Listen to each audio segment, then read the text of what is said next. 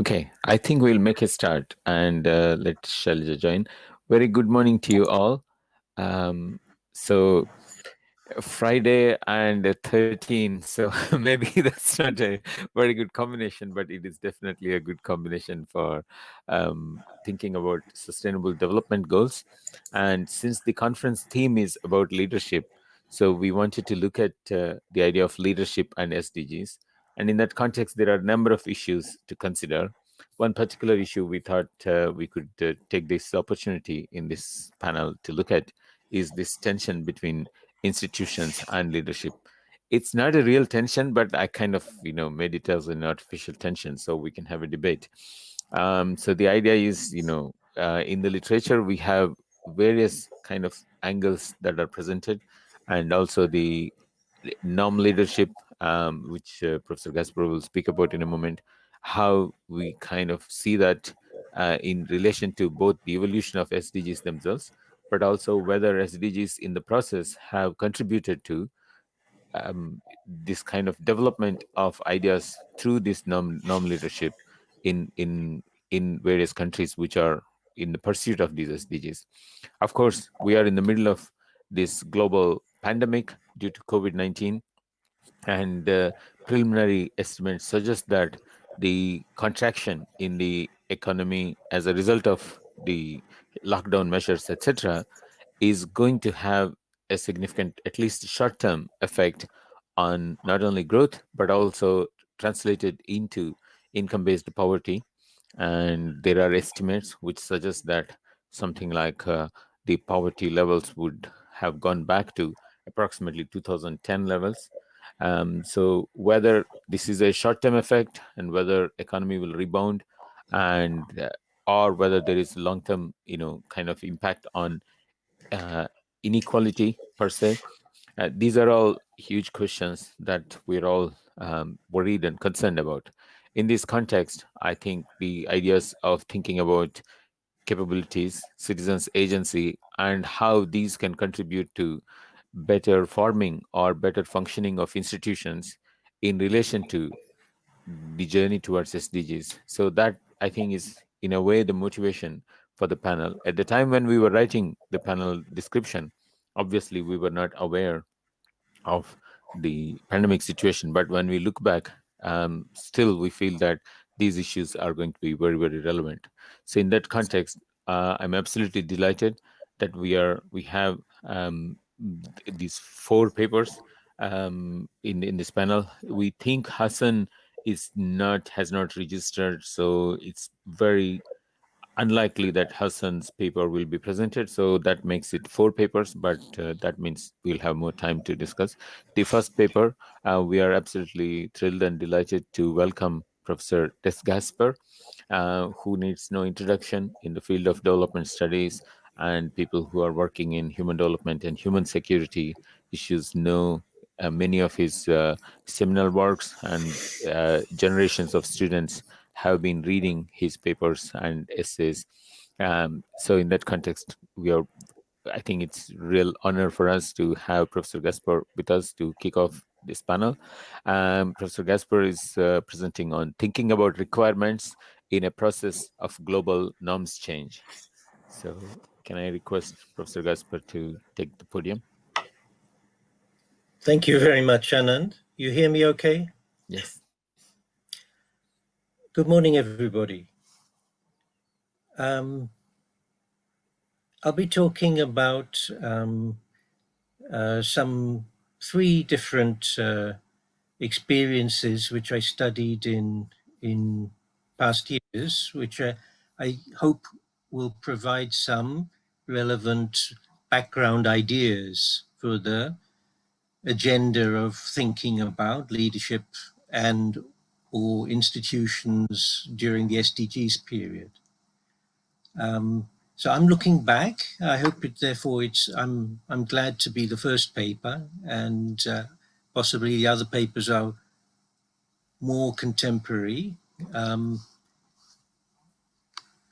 The title is Thinking About Requirements in a Process of Global Norms Change, which came from looking at literatures around global governance, and then linking those to the process, especially of SDGs emergence. SDGs are goals, but the goals are broad, and then they're operationalized in targets and indicators, and those are very important, etc. But the goals vitally embody norms. They are trying to establish globally agreed priorities, which can be somewhat flexibly interpreted, but which are meant to have a inspirational, commitment-making content to function as norms. They set expectations. They become also the tools that leaders work with, and a key role of leadership is, in effect, creating norms. Okay. So these are the three pieces of past work that I'm looking at in this presentation. The first is from about 10, 15 years ago, when I was looking at how the human development concept, reports, index, etc., emerged, took off at a particular time rather than earlier or later. The ideas, when you look at them, had been around for a long time, and to at a particular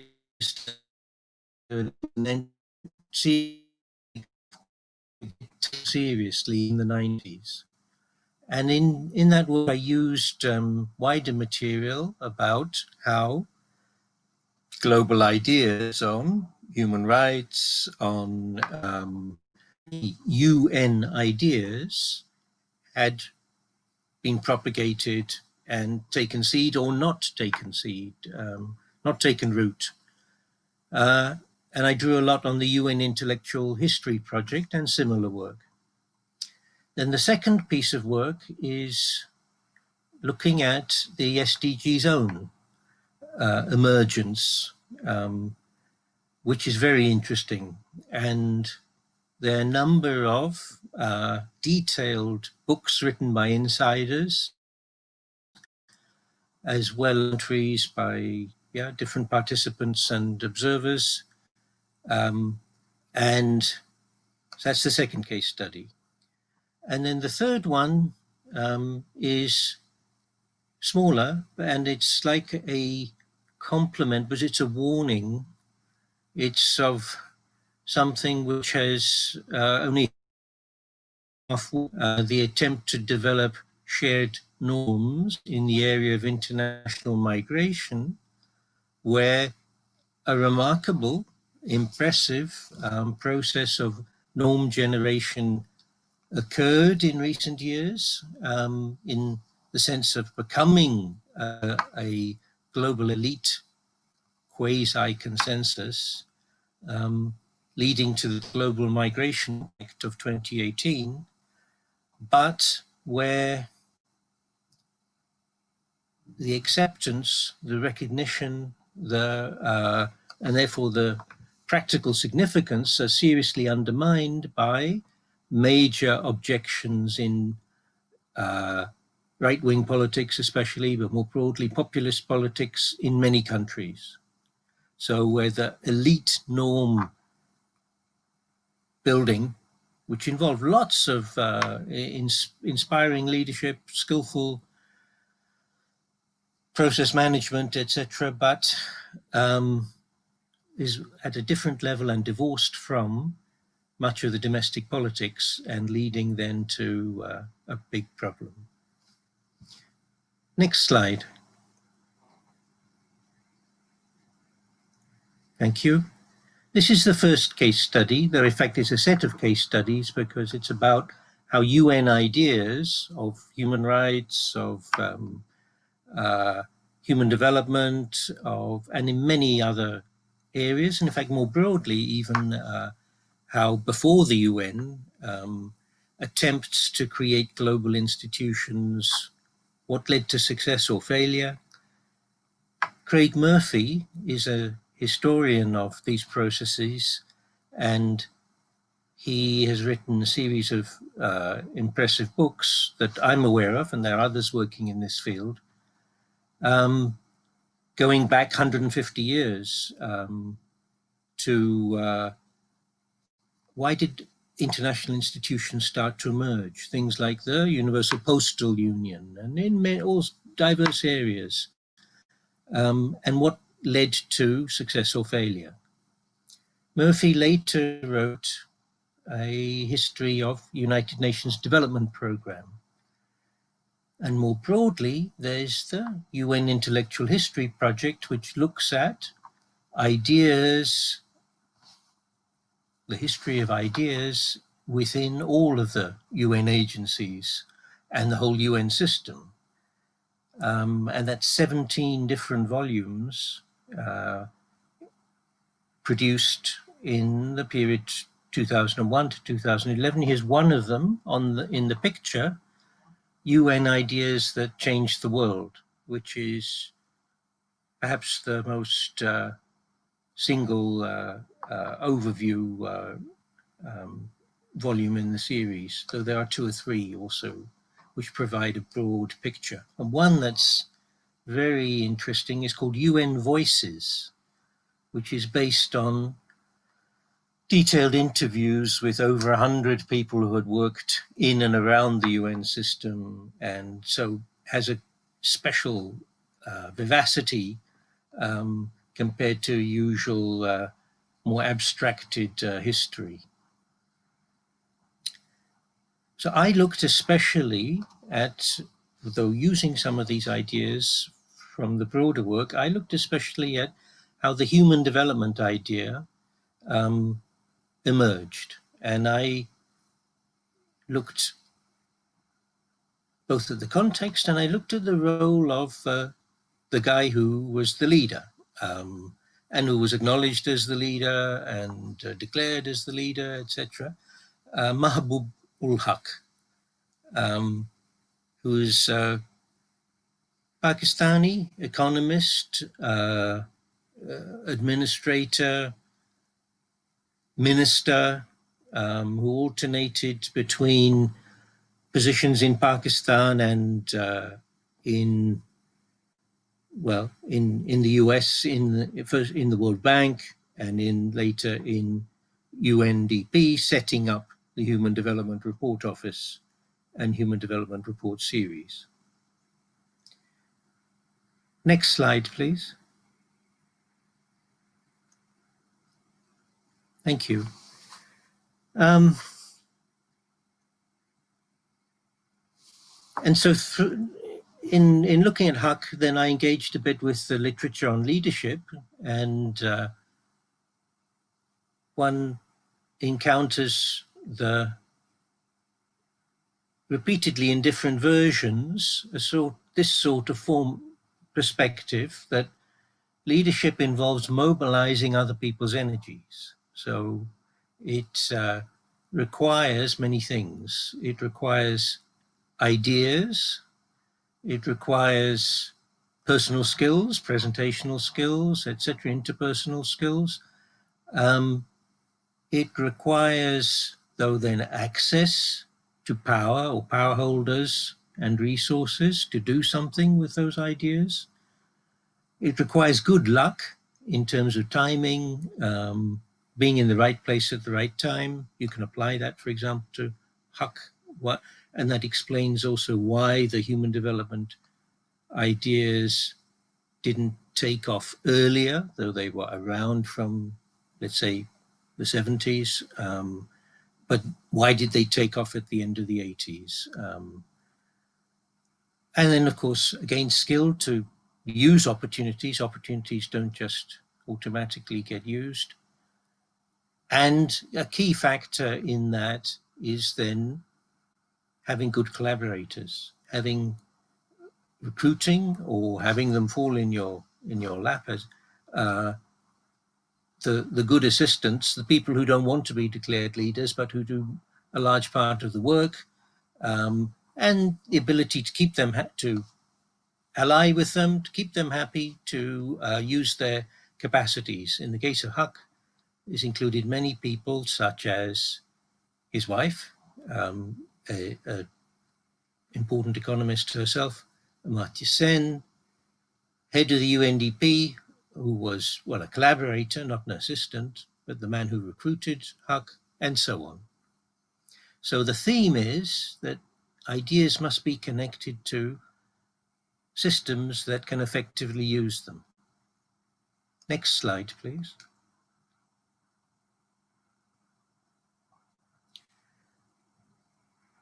Ideas and systems, and then, but you need persons who do coordinate, who do inspire. And at least this is the argument in lots of the leadership literature. And here I'm citing, there's a book by Bornstein with the title like How to Change the World, about various inspirational, basically social movement leaders or social enterprise leaders. Very interesting case studies from different places. So citing this sort of literature about you need ideas, but you need also obsessed, committed, talented people who push them. It's not that an idea's time has come, at least it needs to have a good opportunity, but that's not sufficient because there are many ideas around that are competing, and the ideas must be presented, be persuasive, be persisted with. Here, Bornstein, I think, is citing the famous management theorist Peter Drucker. Behind every successful innovation stands a monomaniac, a man who was or woman who was obsessed with this theme or innovation. Next slide. Here's a slightly different formulation, elaborating that same sort of pattern of ideas about how the ideas have an impact or don't have an impact. So it's not just an idea. The idea must provide a vision, a way of seeing that then changes the way people see, that helps them to see, organize, relate to new situations as they come up.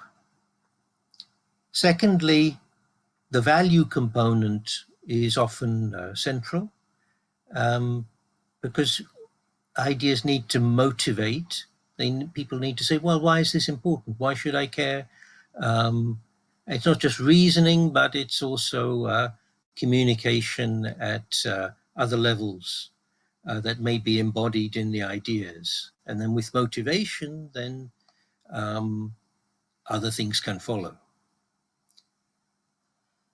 Thirdly, good value ideas, though, don't do much unless they become incorporated into routine practical frameworks and methodologies and concrete action proposals. And that's where, for somebody like Huck was very good at bridging from generalized talk about human development into worthwhile advances in terms of also routinely operational methods of doing indices of human development reporting and so on. So practical frameworks. Then, of course, ideas must get out of small locales and reach significant audiences. And so networks are needed, a variety of networks. Usually you need to combine research networks, political networks, social movement networks, public information networks, each of them in various incarnations because, for example, in research, different disciplines, different geographical areas. And again, someone like Huck illustrated that bridging that a leader may be able to do. And then the ideas must be, they must be instituted. Partly we were talking about institutionalizing them in practical methodologies, but they need also to be sustained in, I say institutional, including organizational infrastructure to keep the work going. Otherwise things, we see the life cycle, things, however valuable, just expire. Next slide, please. And here's another version of the same sort of package of ideas, saying that ideas and what else is essential for an effect. And this is Murphy's work from his study. There's a particular book here called Global Institutions, Marginalization and Development, which I recommend because it's concise. But there are other studies by him and several others on how these global institutions, like I gave the example, Universal Postal Union, and in all areas, how did these emerge and take off, and when and why, and how did they grow or not, or fade away? So he says first, to get new things, you need to, it won't happen just at the time you want it because it's a good idea, you can argue for it. Well, no, there are existing systems with existing interest groups, and change is likely to happen when there's a crisis. So the first point is be ready for crises. Because at that time, that system managers will look around for alternatives. And then you need to have ideas and proposals ready. Then secondly, you need to then to be in touch with potential adopters, with decision makers, rulers, in important managers who then are aware of or can be reached with your ideas and proposals. So second requirement is the network's requirement, but have active contact with also people you don't fully agree with, but can have a mutually fruitful cooperation or discussion with. So you operate maybe as a friendly critic, and at the time that the power holder becomes interested in having alternatives because of a crisis, then you are in touch as well as having something to offer in terms of ideas and proposals. Next slide, please. The network should be transnational when we're talking about global governance changes, to share ideas, to give support in what are often long struggles, to build legitimacy by saying, look, it's being done elsewhere, and sometimes also to provide sanctuary. People get, in many campaigns, people have difficult periods and are driven out or feel they must move somewhere else for a period. So transnational links, which are important also for learning. This is point 4 here. They're important for learning, they're important for maintaining morale and inspiration. And Murphy highlights how the big global conferences that emerged from the 1990s, the real, like the UN conferences on women, the UN conference on population, the UN environment conferences, and so on, how important these global meetings have been in the long run in terms of building identity, mutual confidence, mutual information, and not just amongst the activists, but amongst power holders who, quote, mingle, meet, and even get to know about the existence of the poor.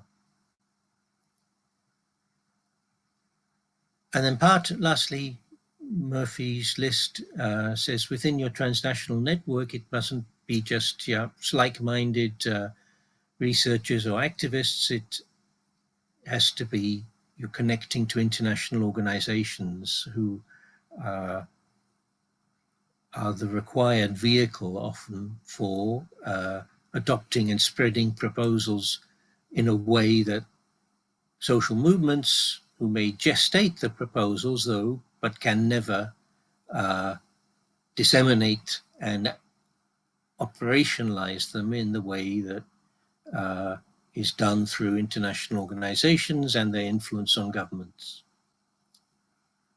Next slide.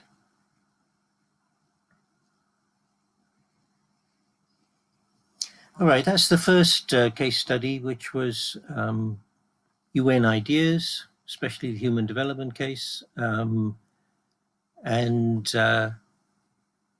is a background then to study I did in 2017-18 on emergence of the SDGs. And I've written up that work in a paper published last year. On the left here, the sections of the paper.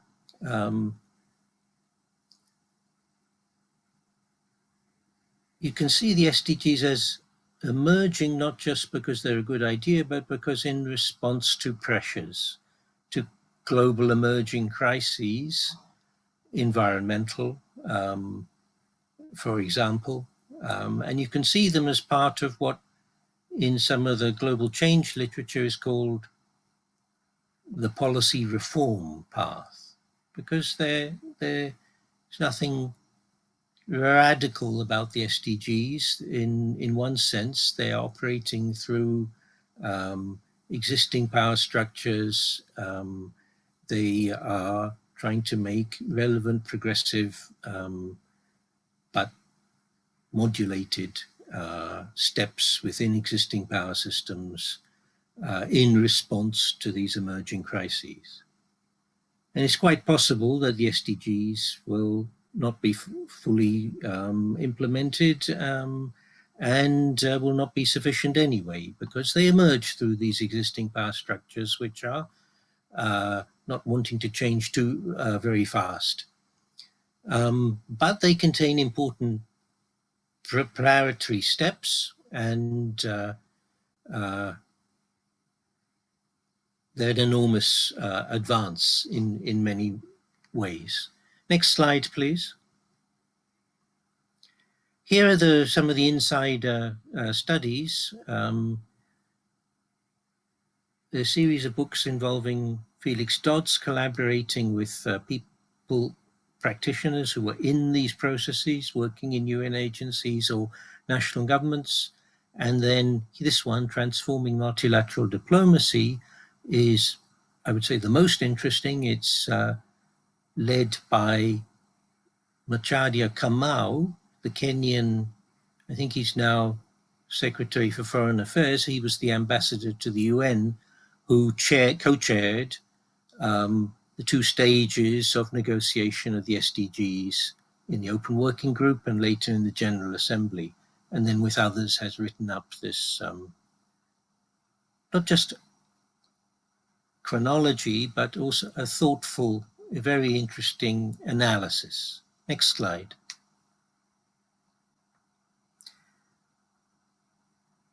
There are big leaders involved, such as Lula. So Brazil was very important because Brazil pushed for and got the Rio +20 conference in 2012. Sustainable Development Conference, and it accepted and it took over, though, the ideas of Colombia. Initially, Brazil didn't think in terms of what we have as the SDGs now.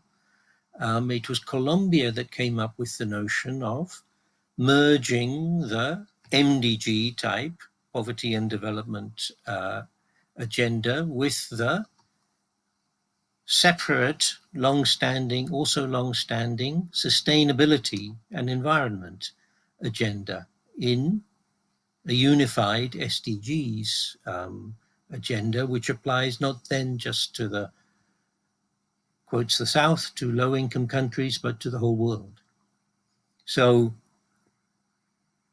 obvious leaders, hidden leaders also. So this is the lady who is identified as creator of the SDGs idea, Paula Caballero, and they're from the South. And this reflected also changing perceptions and confidence and networks, including after the global financial crisis, which reduced the domination of the traditional northern powers. Next slide.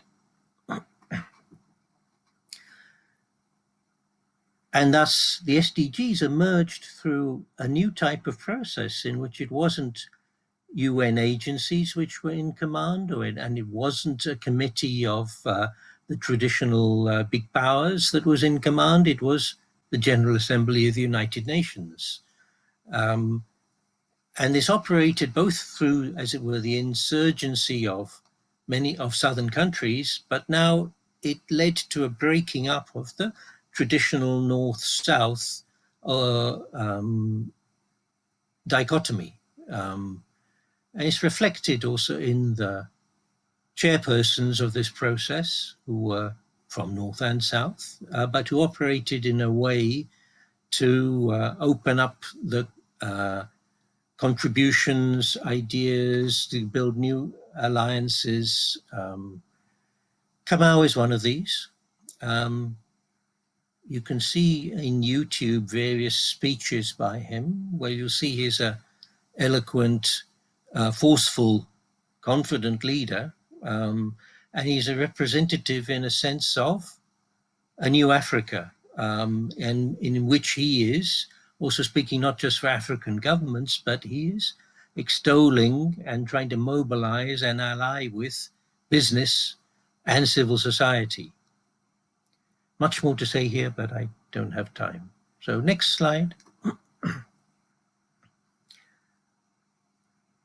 If you analyze this interesting process of then emergence of the SDGs in this period 2012 to 2015, especially after the Rio +20 agreement to have SDGs, and then, but with people having totally different ideas about what these would be, what they would cover, and so on. And then a 3-year period before the specification. And that was very lucky. It was a chance that the 20th anniversary of the 1992 Rio conference was in 2012, 3 years ahead of the expiry of the MDGs. So it was luck that there was plenty of time to work through something new. This time had to be used, it was. Next opportunity or circumstance was that we now have digital communication across the world, unlike in previous phases of global decision making, and this could involve civil society, business, researchers from across the world, and this was used. And this built up a momentum and so on, which is analyzed in the various studies. Then further, though, the decision-making or the discussions within within New York in these 3 years were very effectively, in retrospect, organized. And you can take ideas from Edward de Bono of parallel thinking as to some of the ingredients as to why this was effective. The stage of taking. So, goals, let's just talk about what is the work. This was a whole year, 2013, by the Open Working Group in New York, to the amazement of observers who said, how can you waste a year on just having these briefing meetings? But this helped to also build a mutual acceptance amongst different participants. North, South, helped to slowly break down some of the traditional divisions, and to build up a shared commitment, acceptance of shared global problems. So a white hat in De Bono's terms of stock taking done in exceptional depth. And then very skillful coordination through the chairs, and this is De Bono's blue hat. For example, whereas the traditional UN style of drafting is that a central agency produces a draft, and then all countries, and typically organized in power blocks, present their comments and objections and redrafts, and then all of these competing redrafts are on the screen, even literally on the screen in the big hall, to be haggled over, with it evident whose proposal is which. That was dropped. The chairs exerted leadership on the basis of having built up a acceptance by the participants that they were reliable, committed, open, listening leaders, but in which the chairs did the drafting. And there was only one draft at any one stage to discuss.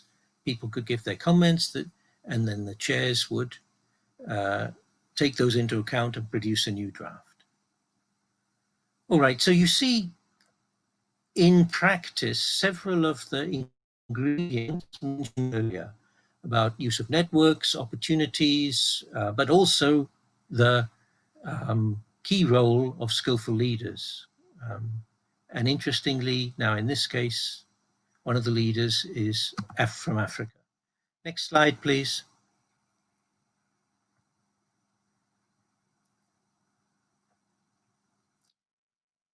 So, reviewing this SDGs rise of the South, but at the same time a blurring of the old North-South divisions. Many new serious participants from business, NGOs, CSO.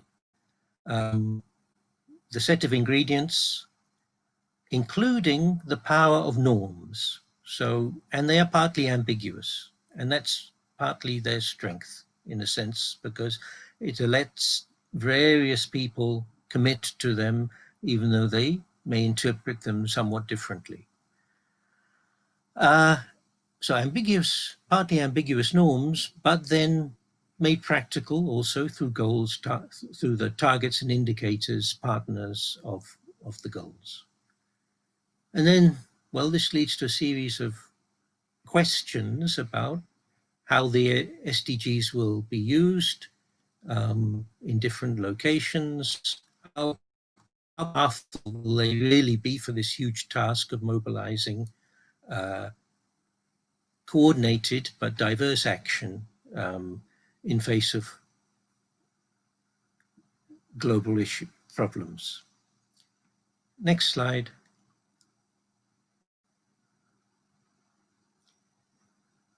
If you look at the content of the goals and targets and indicators, you can find many limitations.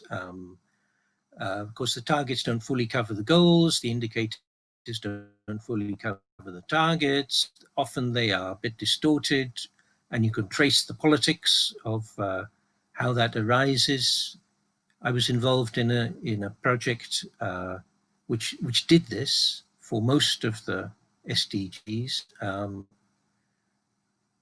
building on the experience with the MDGs, where targets and indicators are important because they determined aid allocations and And you could see then how aid was shifted according to the particular choices made in the indicators, not just the general aspirations in the goals. So there's a lot of criticism about the targets and indicators as it were straitjacket, but this may apply much less to the MDGs because the SDGs are not a aid agenda primarily. Now, global beyond aid, in which financing sources are primarily not aid, and the norms are arguably as embodied in the goals, but also in the general Agenda 2030 and its values and themes, where the norms, the sorts of things that school children get excited about, they don't know the indicators, but they are mobilized through the themes. And so it's arguable, and this is a hypothesis that we will have to test and see, that despite the inevitable limitations in targets and indicators, the norms have a greater power for mobilizing energies. At the same time, the targets and indicators help to capture and focus attention. While it's explicit in the SDGs that there's national level flexibility, much more than in the MDGs. And you can use that flexibility if national and global civil society mobilize, use that space, and not otherwise. Sorry, Des. We are running against time. Could you kindly conclude? Yeah, if you'd like me to, I'll skip the last case study, but so next slide, please. Okay, then I can Take some stop here because time. I've covered 2 main case Yeah. studies, and the third case study, as I mentioned, is just a warning where you have all skill global level and cross-global elite coordination to build consensuses, but the connection to is what is needed also to make SDGs move. It's not sufficient there in case of migration, and where the result has been major kickback in many countries. Well, most countries. In some countries, the kickback was able to stop commitment to the compact. In cases, it compromises and dilutes. I hope there's useful for. Thank you. Sorry, Des. I think the audio is sometimes breaking up because of the, I think, connection time delay. But I think you have provided a very rich Oh, background and kind of the context to look at SDGs. Obviously, there could be a number of questions, so I'll invite Shailaja to say a few words. Shailaja, are you here? Hello. Hi, can you hear me? Yes. Perfect. Sorry, I had difficulty unmuting. I didn't have the facility. Thank you for doing that, Anand. And apologies, getting in similarly, my password seemed to jump out. So, Des, I was there from the initial presentation. Thank you so much for it. Just a few dips in and out, but it's a fantastic presentation. I learned so much, and thank you for letting me share it a few days in advance so I had time to absorb. I'm still absorbing many of the points, which actually for me, both in terms of the actual content, the SDGs, the way they provide a new way to understand norms, but also for me, how powerful this is in returning to the way in which norms probably were implicitly used in an earlier period, but that we were not aware of. So I'm going to, Anand, how much time do I have? Not too much, but about 2-3 minutes. Okay, so I'll stay with 2 points in that case. So the first point I wanted to raise was this really powerful notion in terms of thinking of what good leaders do, and the point you made about alliances, not just alliances, but moving to cooperation regimes. I thought that was an extremely interesting point because it is, in a sense, moving to less elite forms of engagement among elites, because alliance building tends to be more personalistic. But when you think of cooperation, you are thinking of being a representative of a group and thinking in terms of collective action, and in which I have a particular interest. I found this version of inspirational quite valuable, because it's not only about the personal, but it's about thinking about inspiration as a shared emotion. And I thought I'd like to ask you more about that. And of course, the figure of Kamau and Lula are very interesting. One is a political figure, and the other is someone, as you said, who's writing the notes, but has come to the fore. So the difference between the two. So that's the first set of questions. The second set of questions, of course, is more broadly thinking about a parallel, or at least a part of this, in terms of the world of climate change and the kinds of things that we have seen in the new approaches in terms of consensus building. It's also about where are the red lines? What are the things that you will not do? And I think I find that very interesting because it also has parallels with what we know about traditional forms of natural resource management in the Amazonia in particular, where there is this idea of redlining in terms of non-human species. What species are critical? How do we see ourselves? And so the second is more a comment. The first is a direct question in terms of, can I push you a little more on the notion of inspiration as a shared emotion and how that might have a role to play? Thank you so much. Thank you, Shailaja. Can I also add just very brief? It's not a question, but an invitation also to say a little bit more about the polycentricism, which you speak about also in your 2019 paper in the Journal of Global Ethics, and also you mentioned later. So the form of the network building and transnational kind of ideas exchanges and norm building, and how that also kind of resonates with the polycentricism that you mentioned there. So over to you. Thank you. Just a couple of thoughts in reaction. These are, I don't have integrated answers because these are complicated matters, and the case studies themselves are very complicated. But you can see also how these ideas in literature on leadership and change and so on do connect, I think, very usefully to the real cases. So beyond alliances, I was using that wording because I presented the SDGs paper first in a conference about building alliances, and but then looking at the SDGs history, one could see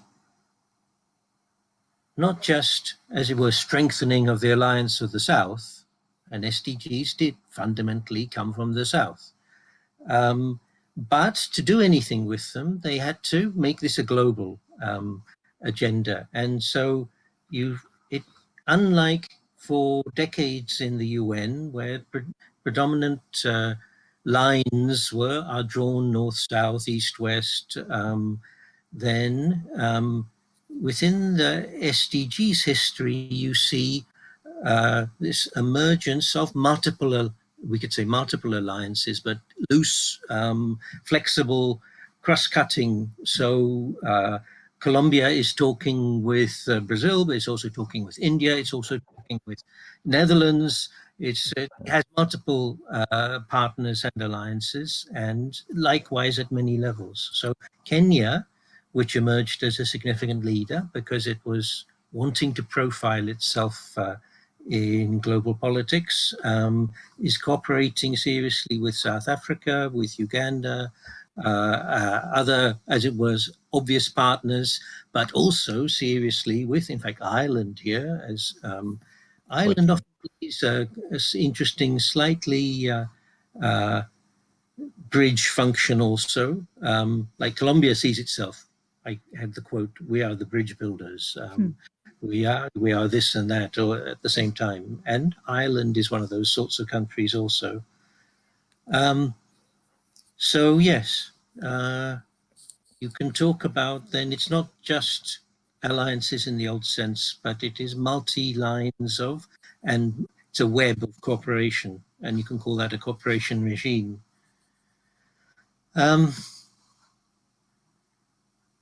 I thought there were interesting ideas in the plenary we had from Al-Bashar on different models of leadership. And then you can see shared leadership also come in the SDG processes in interesting ways.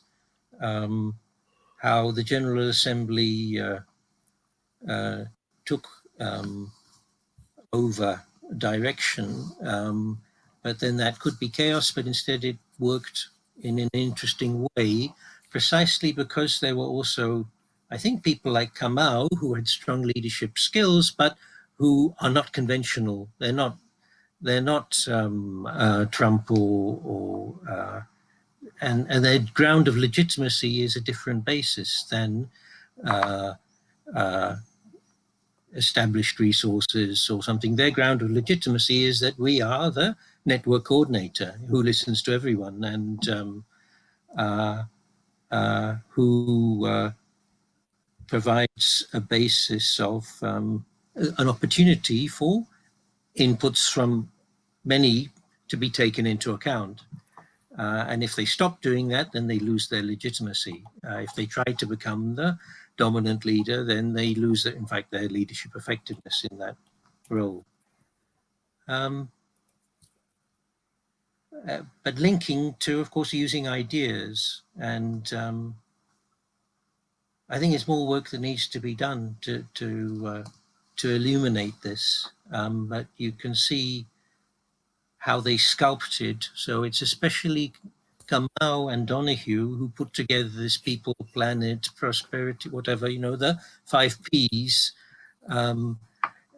which they brought together in the preamble, or whatever they call it. They call it the chapeau sometimes. It was one of their ways of managing the herd of cats was you must listen to everyone, and then you can park lots of beloved themes in the non-binding or even less binding preamble. But it's prominent, it's potentially a podium, and even though it's not there in the 1917 goals, etc., it may have a power, and so people, planet, etc., is up there in the chapeau produced by Kamau and Donahue. They say that's their story. Okay.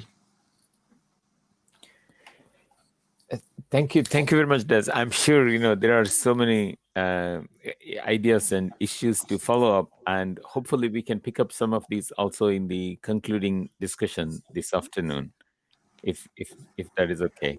So I would now like to, on behalf of everyone here, to say huge thanks to you. You have kind of not only inspired us in terms of giving this overview picture, but also you have raised number of different angles to look at and to follow up as well. So we have some ideas about how we could take this forward in terms of maybe we could, these 3-4 papers, perhaps we could consider developing them further towards a special issue or something like that. So in that context, I think this will be what you have provided is a very good framework to develop. So for that, we are very, very grateful. So a very many thanks to you. And if I may now like to invite Elizabeth. Okay. Hi, Elizabeth. So I think if the audience are okay to postpone their coffee break by 15 minutes, we will go to till 10:45. So you have about 25 minutes or so, and then either Vida or myself will be kind of showing these 5-minute and 2-minute slides, and then that will give us about 15 minutes for discussion. Is that okay? Yeah, that's Sure. perfectly fine. Yeah. Thank you, Elizabeth. Over to you. Thank you. Good morning, everyone, and it's a privilege to be able to present this paper in this conference. Just to give a bit of background, my name is Elizabeth Johnson, and I work in the University of Huddersfield. And this paper is currently a developmental paper that myself, as well as some of my colleagues, are working on in the Huddersfield Business School, and with some other colleagues from the Nottingham Trent University. So I'm not sure my presentation is going to be very, very long, because I will welcome loads of discussion and obviously positive feedback to help us improve the quality of the paper, because like I said, it's a conceptual paper. We're still working on it. Right, so today what I'm going to be talking about is a paper we've titled The Parallelism of Economic Underdevelopment and Leadership and Governance, and particularly we're going to be looking at challenges facing an African state. Next slide, please.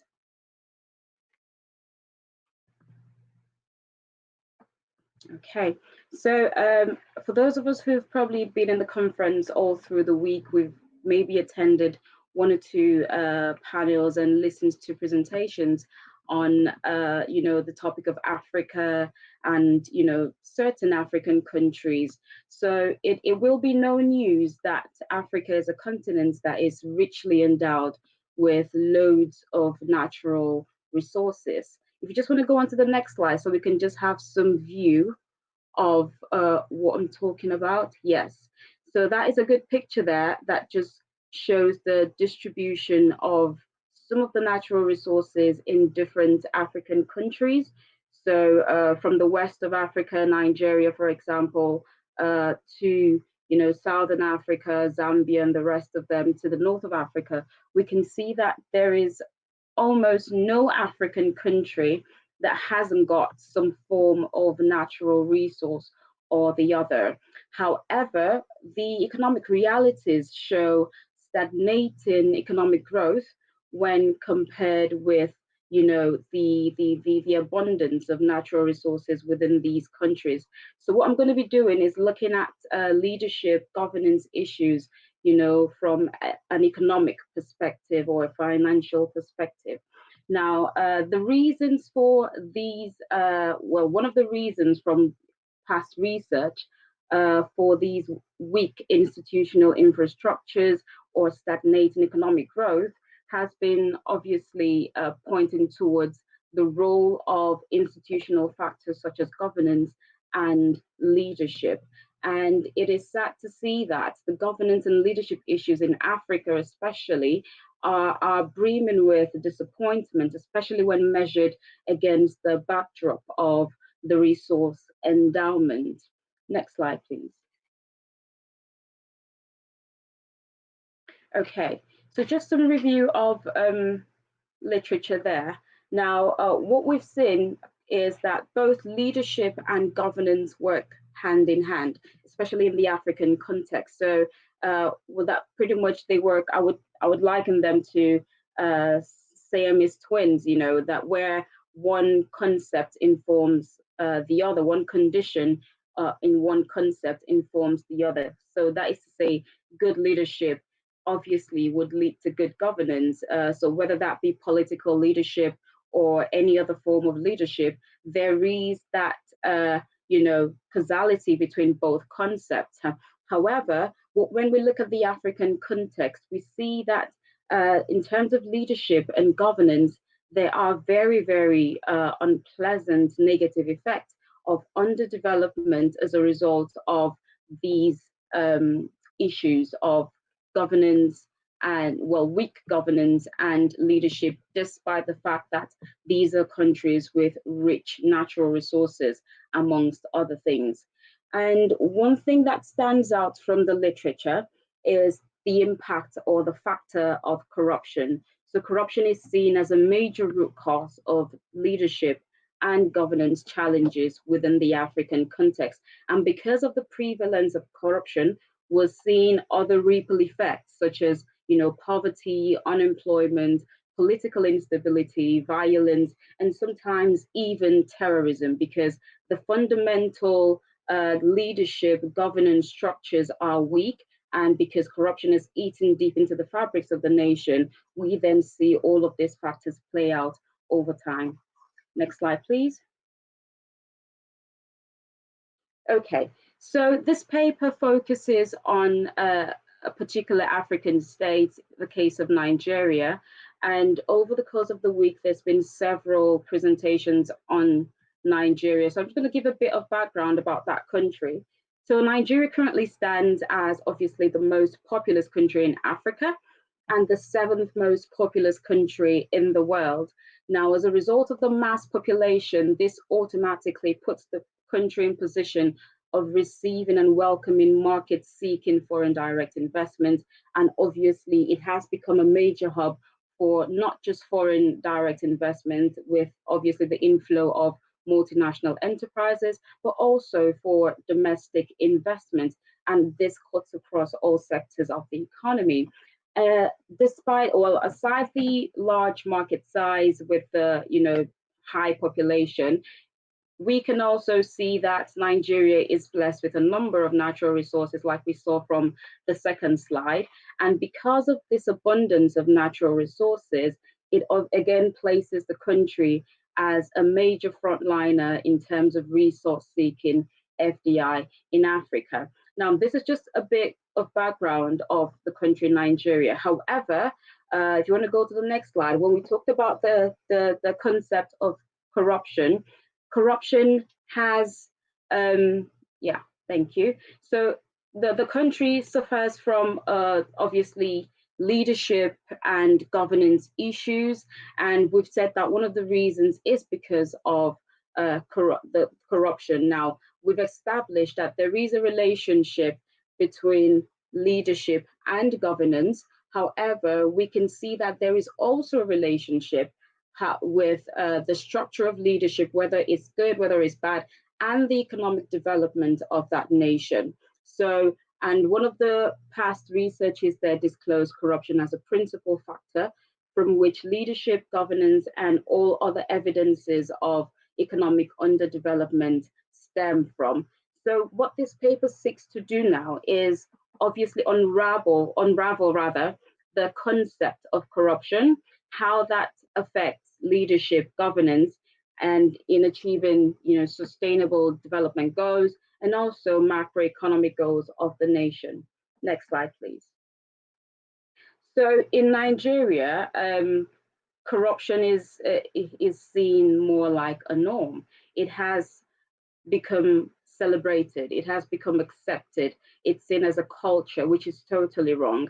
And because of this prevalence of corruption, we can see abuse of government position, misappropriation of public funds that wouldn't obviously need to be channeled into the development of the nation, being siphoned for personal aggrandizement and all of that. And the bad leadership and governance have eluded the country of achievement of these set goals that we're talking about during this conference, and also macroeconomic goals that nations would have set for themselves. So things like reduction in unemployment, reduction in poverty, improved infrastructure, poverty alleviation programs, all of this type of things have been slowed down as a result of the bad leadership and governance that we see in this country.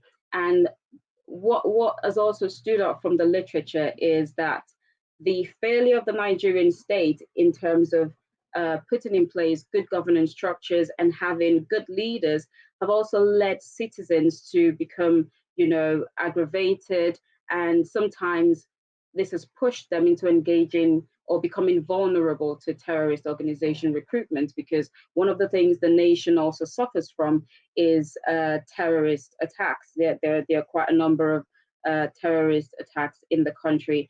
And this is beyond the scope of this paper. But however, if you look into the terrorist literature in terms of Nigeria, one of the reasons why people engage in these activities is because they feel some kind of economic deprivation. And obviously this stems from corruption, bad leadership, bad governance, where people feel that the government is being, has deprived them of what they deserve.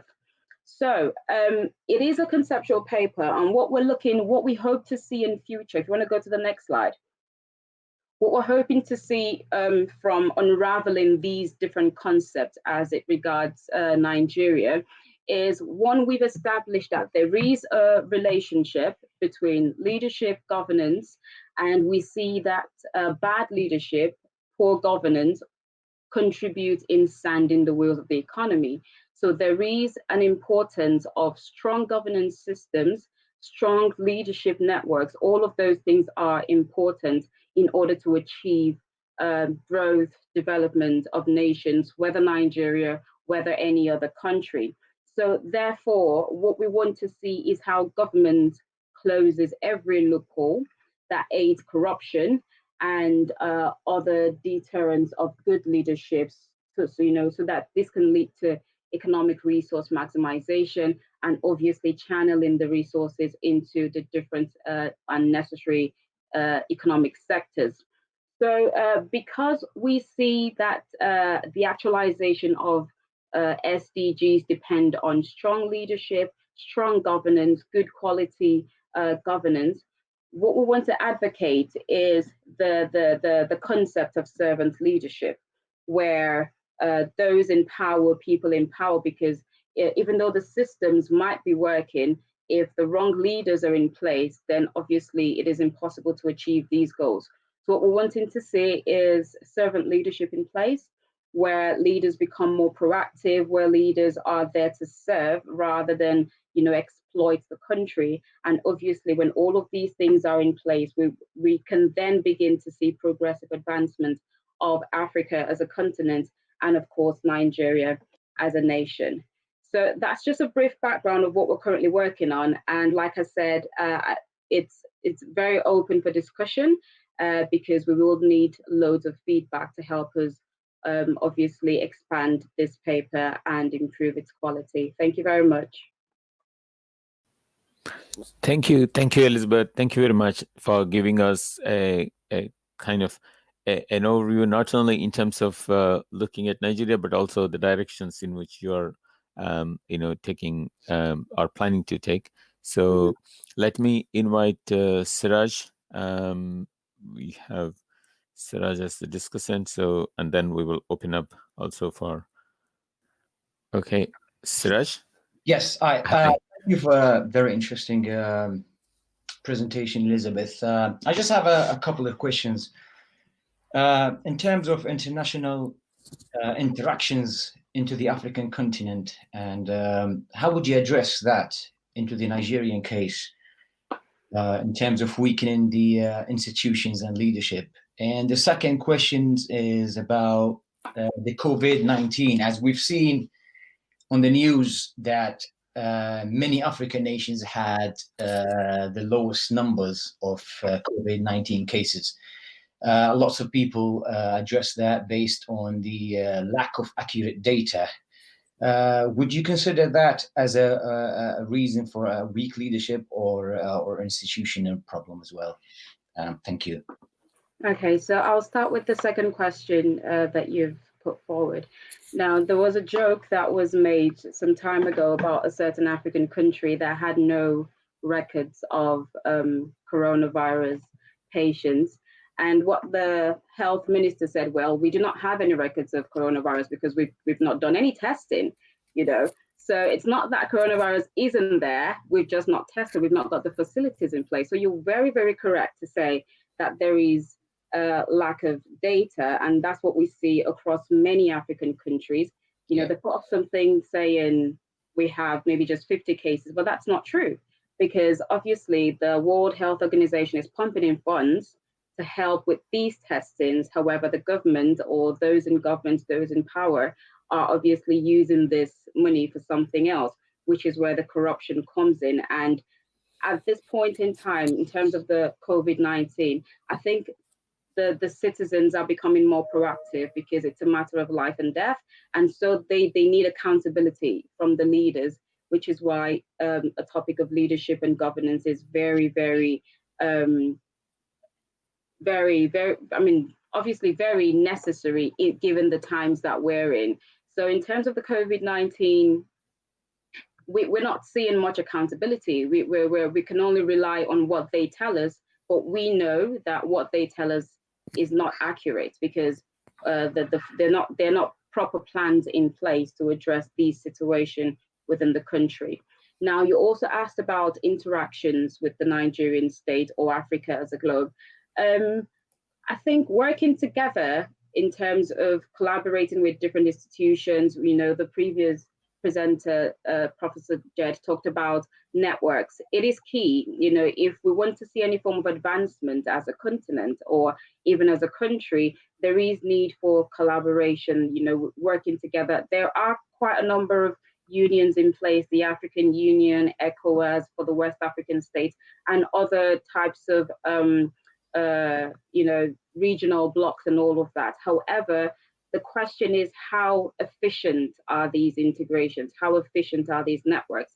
Because these are leaders who are kind of like-minded. So which is why we're advocating for more accountability, more servant leadership as regards these people. So, and like he said, what we would also want to see is loads of integration, not just within African states, but also with other countries outside of the African continent, so we can benefit from that shared knowledge, shared interaction. Thank you very much. You're welcome. Okay. Any other questions from?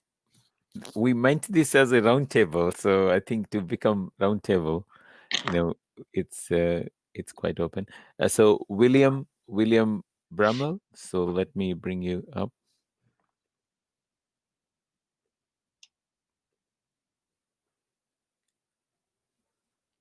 To both papers, I think in terms of the first paper and the kind of norm setting agenda, the question I had was that I think the paper displayed really well that this was like an iterative process that was flexible for different kind of national contexts.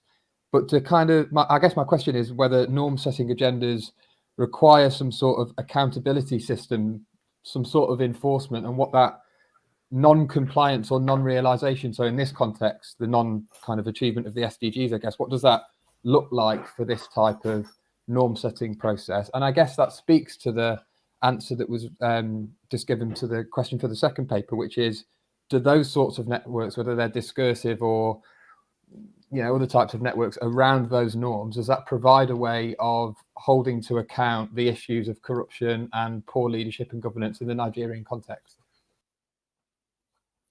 Okay, if Jed want to. Professor Gaspar, connection, we are still struggling. So you go ahead, Elizabeth.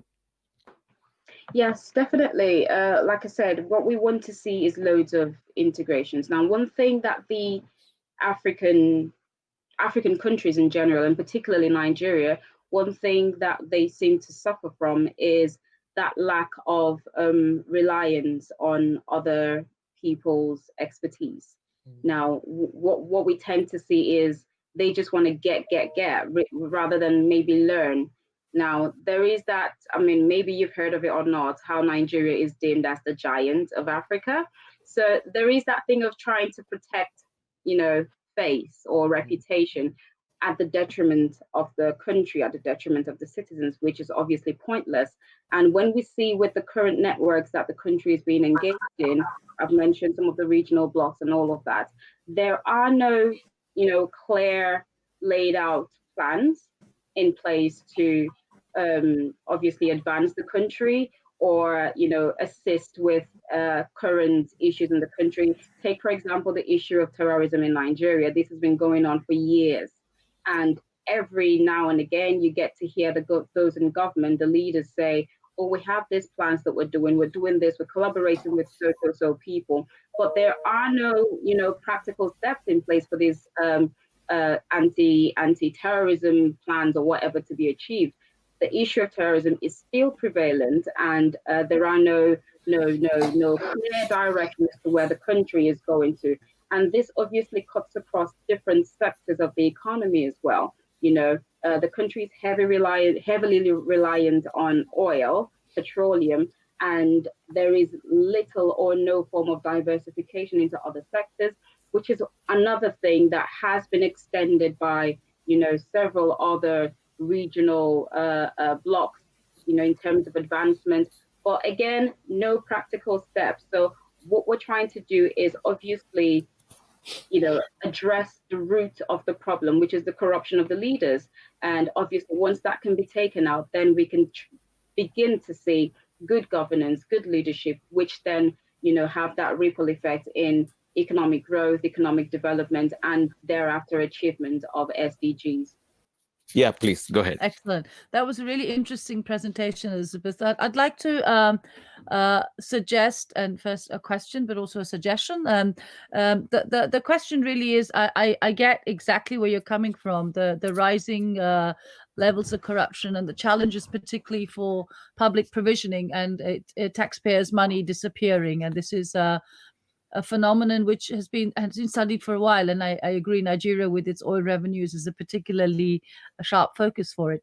There are other narratives around leadership behavior which take the point that leaders behave in relation to the incentives that are provided to them, and the title of our panel is Leadership versus Good Institutions. So might it be worth thinking about how one could link leaders to institutional process?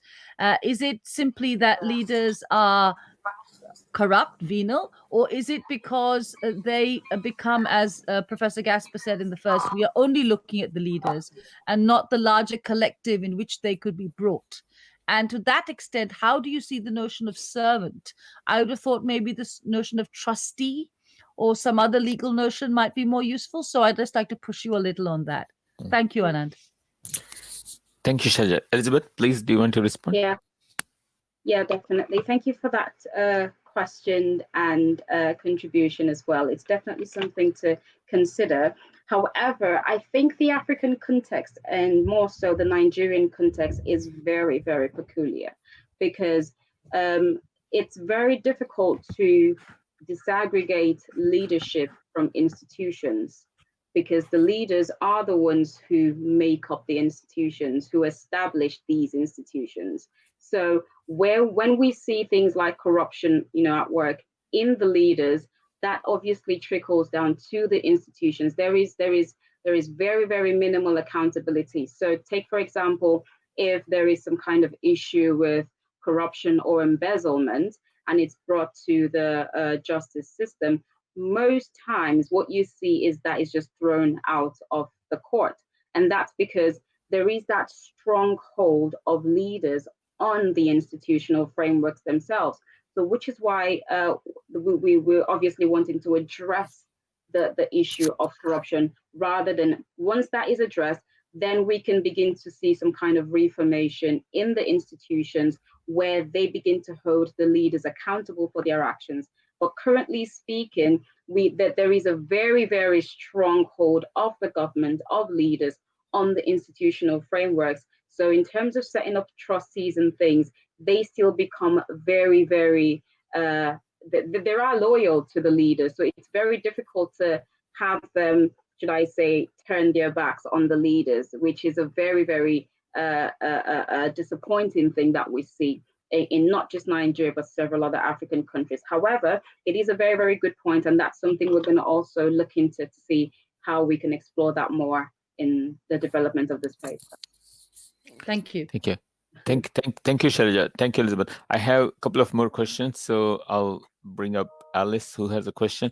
But before that, let me also kind of mention Professor Sam Hickey and colleagues. They are looking at this idea of pockets of effectiveness, if you like. So Nigeria is a very large country and federal structure, etc.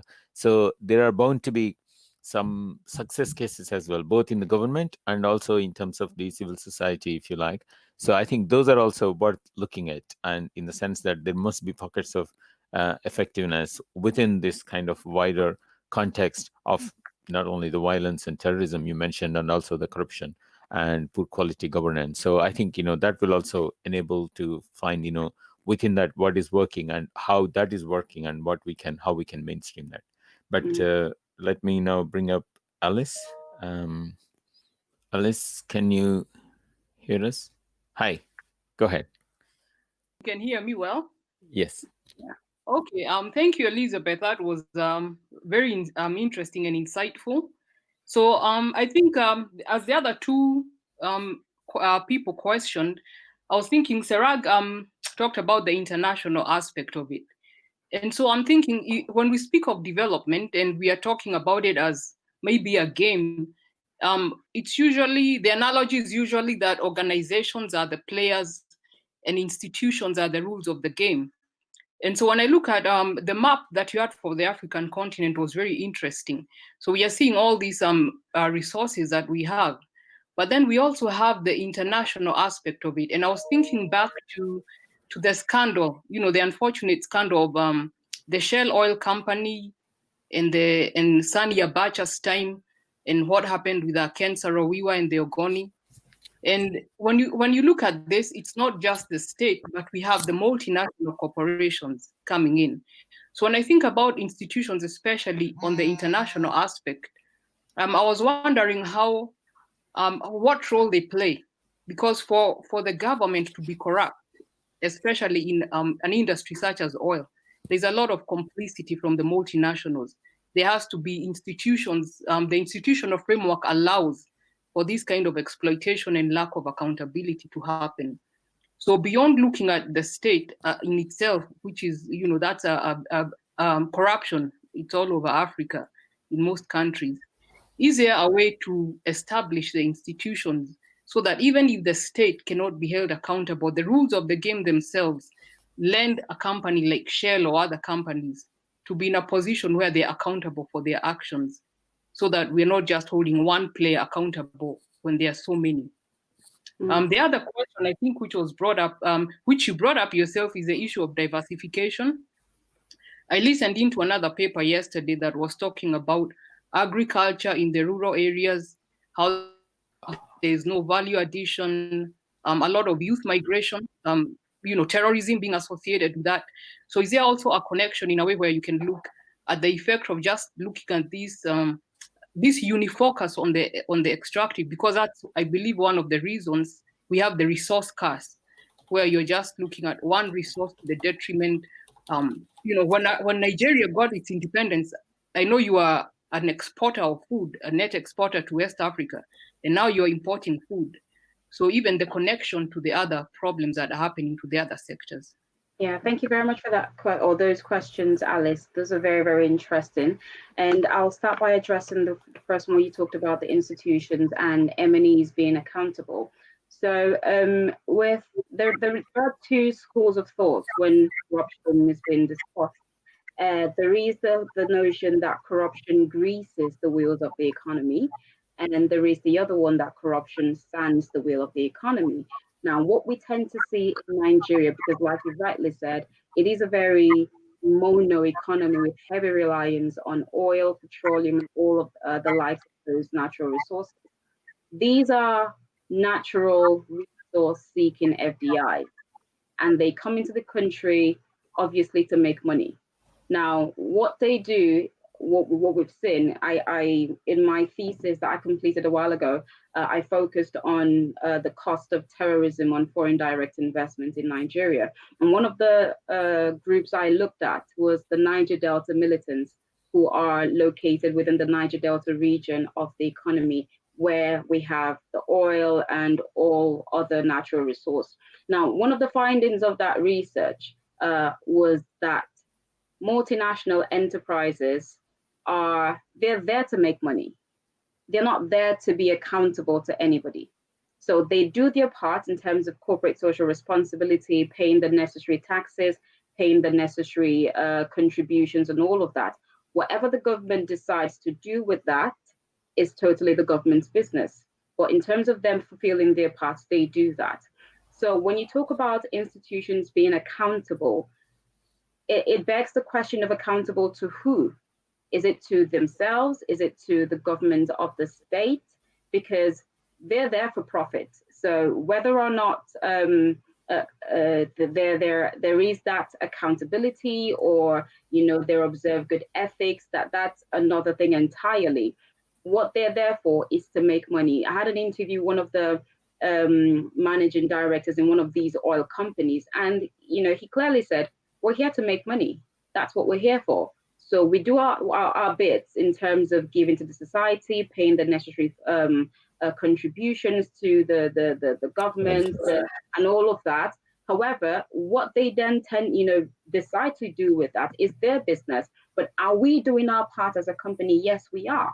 So I think it's going to be the multinational enterprises or institutions pretty much overstepping their boundaries to then decide what the state does with the resources that obviously they have, and the aim of the companies, what they're after is clear. It's profit maximization. They're here to get the natural resource from the community, and the least they can do obviously is give back, which they do that. So in terms of accountability, it is quite difficult to say institutions or multinational enterprises or these companies should try and obviously push for accountability from the state and all of that, because it is beyond their purview. I think so. However, it's something we can also look at, because like I said, it is a work in the way. We're still working on the paper, so definitely we can explore that aspect to it.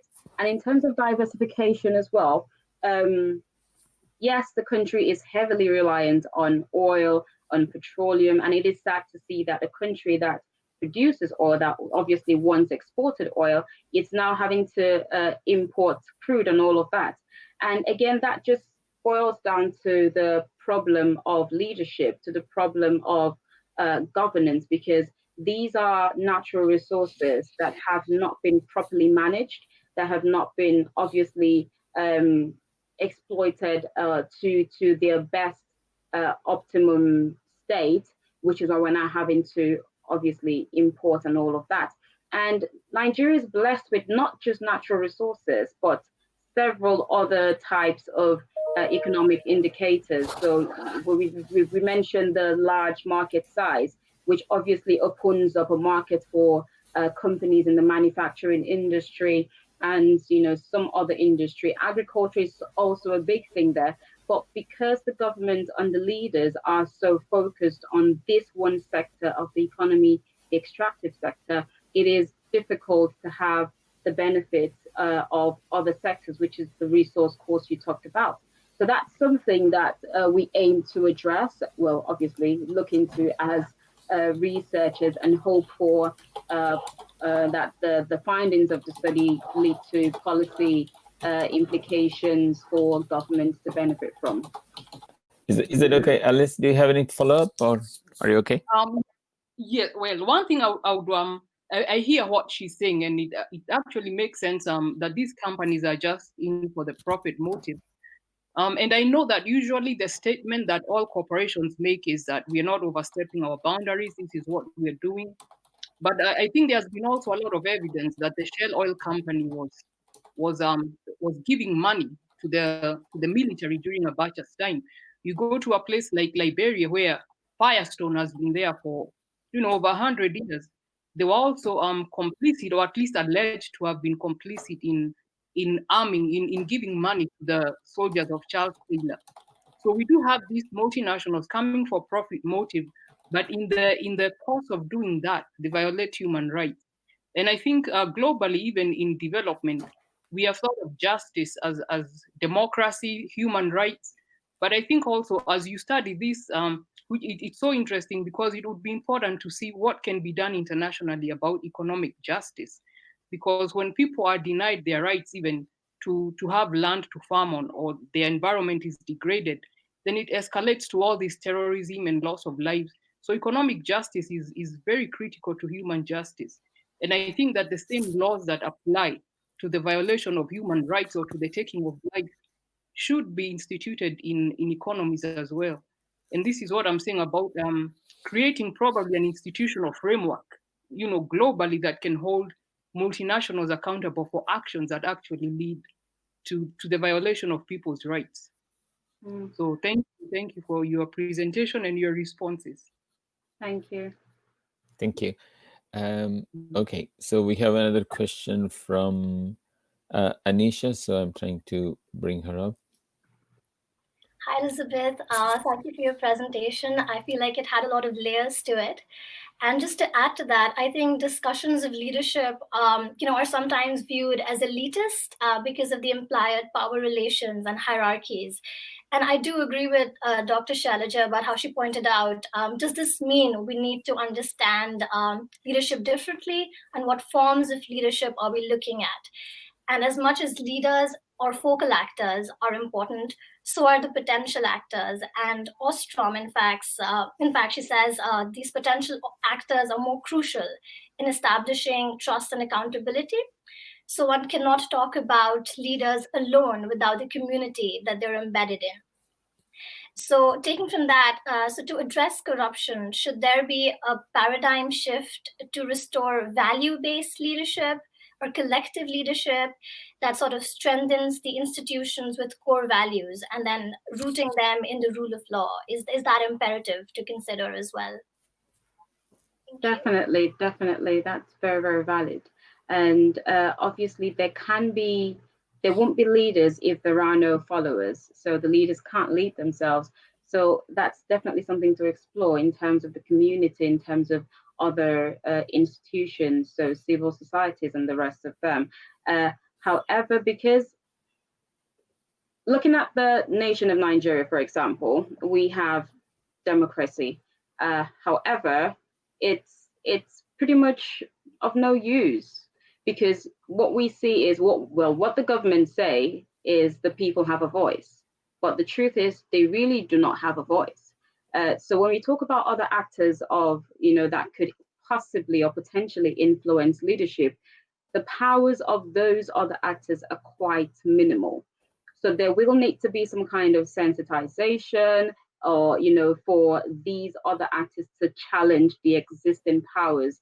And because of the current or existing mindset of the people, that is not likely to happen. However, recently we're seeing the rise of younger or upcoming leaders who are of younger age, because age is another thing that another dynamic when it comes to leaders in the African context, and obviously in Nigeria as well. So we're seeing the rise of young potential leaders wanting to challenge the existing ideologies of these leaders. And it will be beneficial if they can be supported, which is where all other actors like the civil societies or several other interest groups can then support them. So you're very well correct in exploring that angle of other actors, because indeed, without the followers, without the people, there can be no leaders. But until the rest of the society, the community, until they rise up to the occasion, we're still going to see this trend continue over God knows how long. Thank you. Thank you. Let me bring Professor Gaspar. Hello, Des, can you hear us? Hello, Anand. Is it for the... Yeah, you have a question for Elizabeth? Yeah, and then we will have an overview. Yeah. Sorry, I think we are having connection. Hi, Elizabeth. I was not following all the time, but what are the prevalent conceptions of leadership? Describe them. You said servant leadership is it might be helpful, but is not there. So how would you describe what are the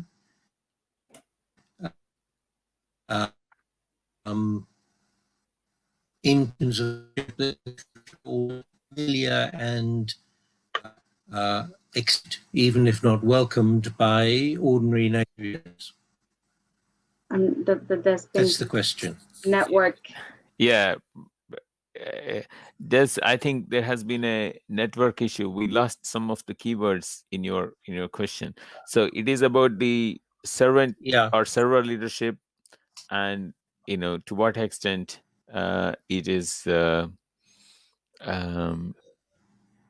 okay in terms of the concept of service leadership, and how do you draw on this concept in the context of Nigeria? Is that okay? But it's also, servant leadership is perhaps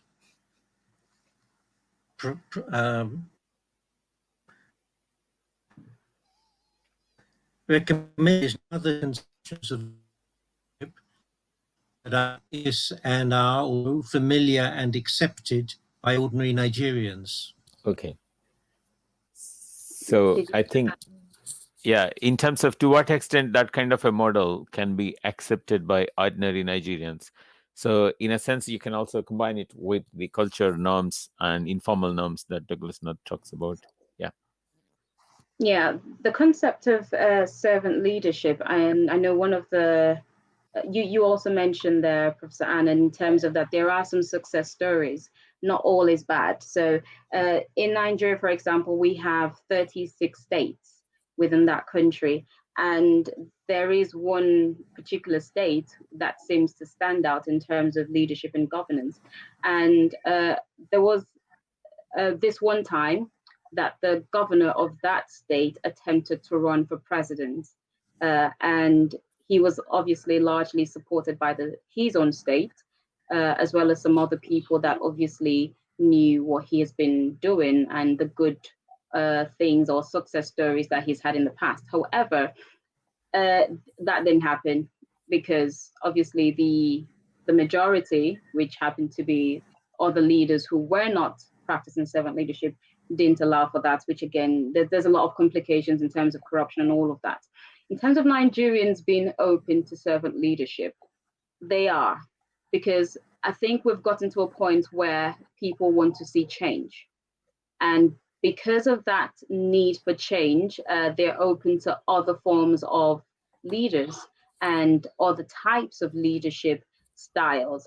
But, for so long, there's been that acceptance of what currently is, and that has not yielded anything in terms of economic development, economic growth, or the end of terrorism in the country, and other evidences of macroeconomic achievement. So for a long time that hasn't happened. So they are at a stage where there is need for change, and they're open to other forms of leadership as long as there is some kind of hope that that change will be given to them. So Nigerians are quite open in terms of receiving change, in terms of servant leadership, because the idea of servant leadership is the leaders being there to serve the people and obviously promote the goals of the nation rather than personal goals, which is what the people want to see. So that is something that would highly be welcomed by the people of Nigeria, the citizens, and of course that cuts across different ethnic backgrounds and all of that. Okay. Thank you. We have technical issues with the connection with Professor Gaspar. So we now kind of, unless there are any questions on Elizabeth's paper, stay there, Elizabeth. So what we're going to do is we'll try to take a wrap up of this particular session. So there were two more questions, one from William and one from Mahardika. So let me see if Mahardika is here. Right. Mahardika, can you please ask your question? You have a question for Professor Gaspar, right? Yeah. I have one question for Professor Gaspar and one short one for Ms. Johnson, if that's okay. Yeah. For Des, I was just wondering, in the scaling up of ideas, from your research, did you find that there's a tendency to lose nuance and contextual understanding? Like, is the scaling up of ideas necessarily equate to the simplification of them? And then to Ms. Johnson, I was just wondering, because on one hand, you were saying that there seems to be very little agency among the people, among communities to ensure accountability.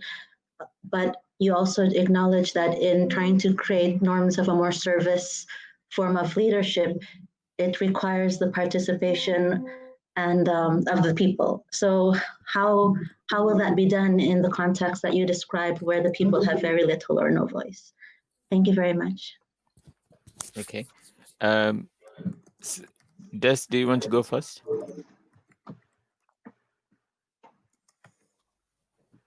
Okay, I'll respond to Mahadika. Can you hear me? Yes.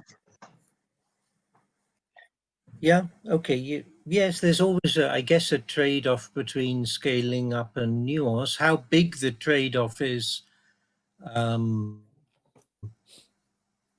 guess, week by case. If you think of something like human rights language, different by different audiences and different, may get converted. So there's always, apart from scaling up, there's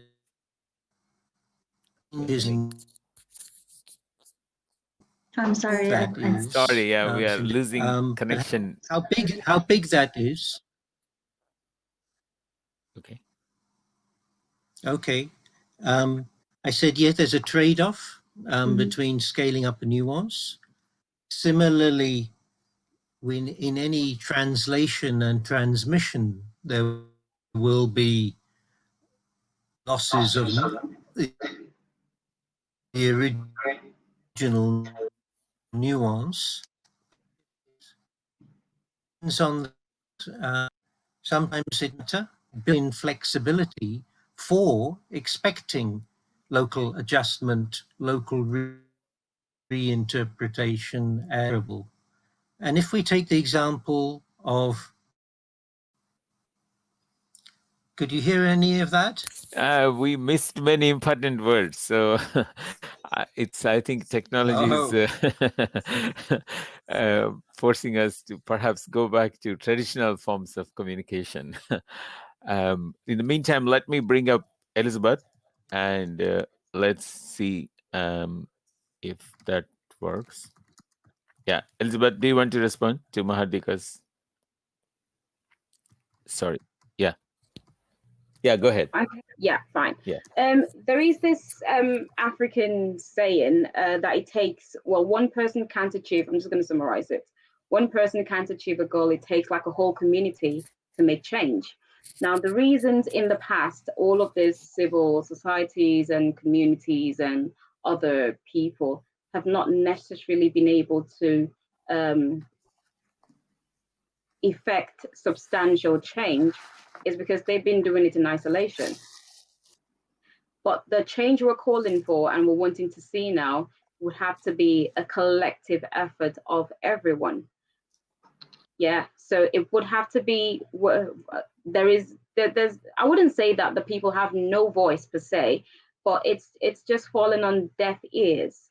However, if the nation as a whole, and Nigeria is a very big nation, if the nation as a whole, if they rise up to the occasion to say, okay, we've had enough of this and we want to see change, it will be very difficult for that change not to happen, because there is that uniformity in terms of ideas, in terms of agreement, and in terms of the outcome of the change.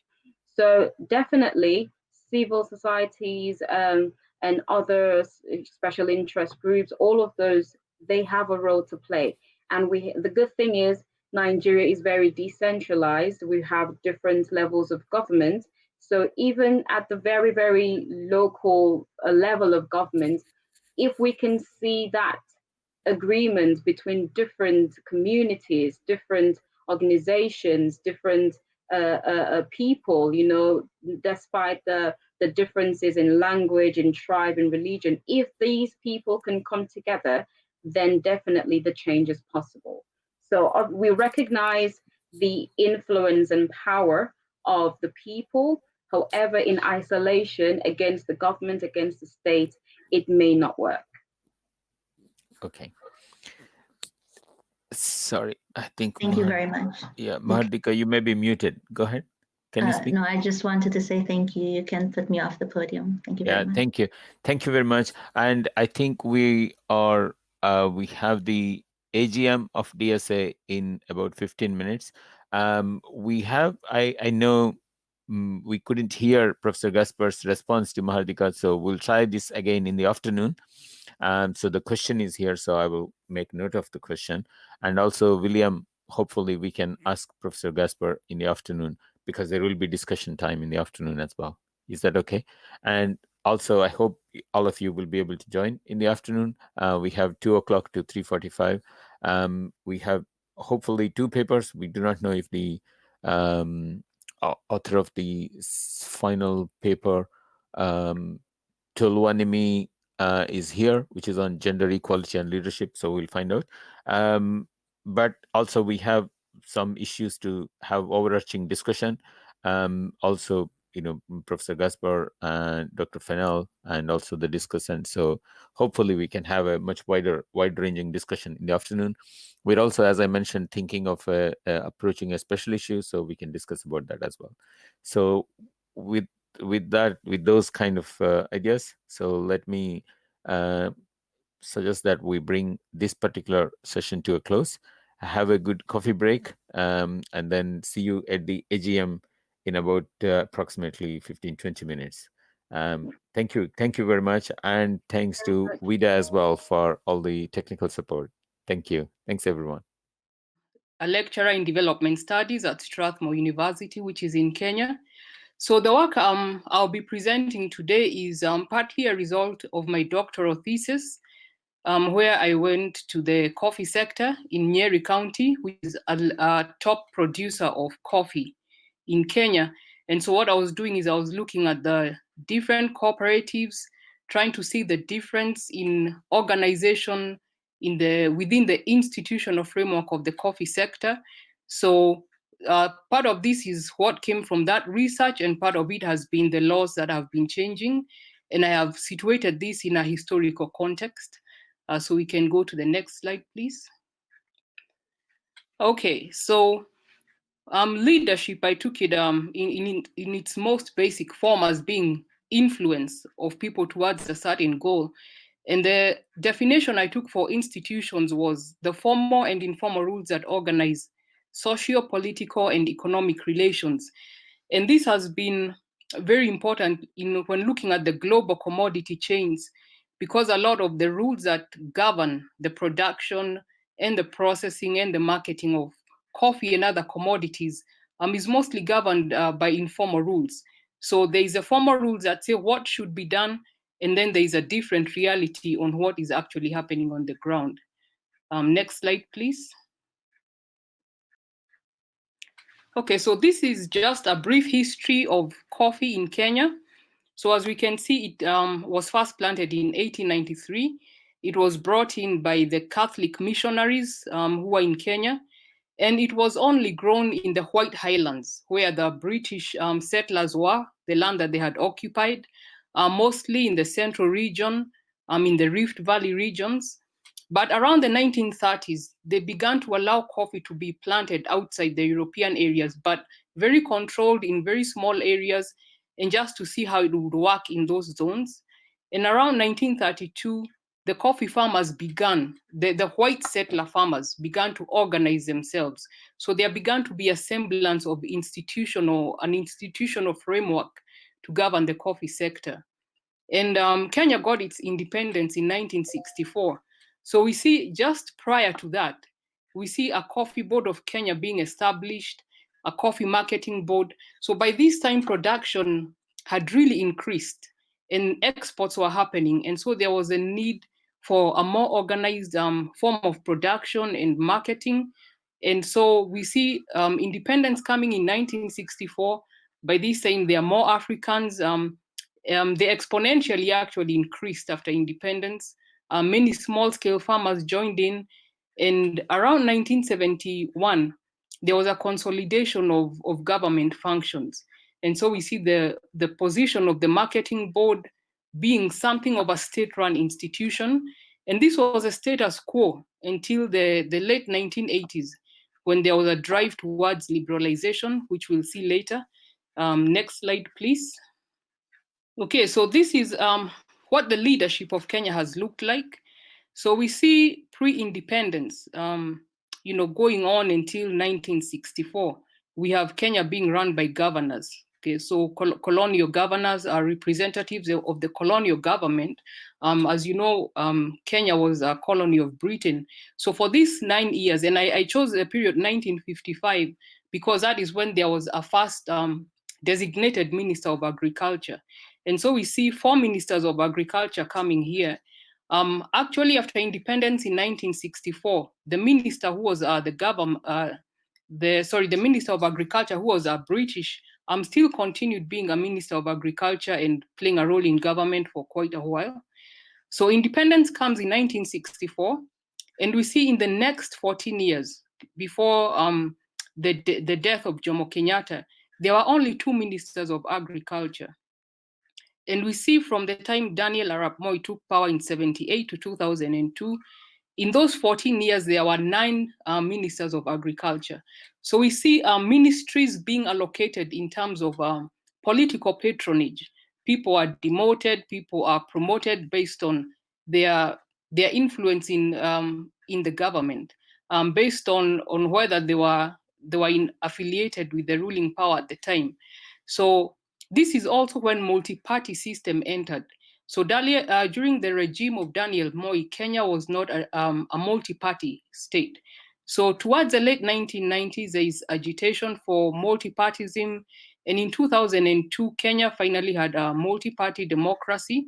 So Mwai Kibaki comes in, and we see that within the next 11 years when he was in power, there were only 3 ministers of agriculture. So during this time, the agriculture sector picked up a lot. There were many changes to the economy, good changes, a lot of GDP growth. So in 2013, our current president, Uhuru Kenyatta, came in power. And in the last 7 years, we have had 4 ministers of agriculture. The current minister was actually just appointed last year in November in what was a move seen because the last minister of agriculture was not getting along politically with the president. So again, we see changes in the ministry and in other ministries happening out of political related reasons. Next slide, please. So the status quo I had spoken of earlier since the 70s, we see it here changing, mostly because of the International Coffee Organization. The ICO is a global body that governs, not really governs, but that regulates the coffee industry. Now, prior to 1989, the ICO had established a quota system of production. So Brazil, all the other coffee producers, they had to, based on their production level, they were given a certain quota. So this kept supply controlled, and this also meant that the prices were controlled. But towards the end of 89, the Cold War ends. Ronald Reagan is in power, Margaret Thatcher is in power. So we see a lot of money that was coming into Africa and into other countries now coming with conditions attached to it. And one of the things which happened is that Kenya and other countries were told they had to liberalize their economies.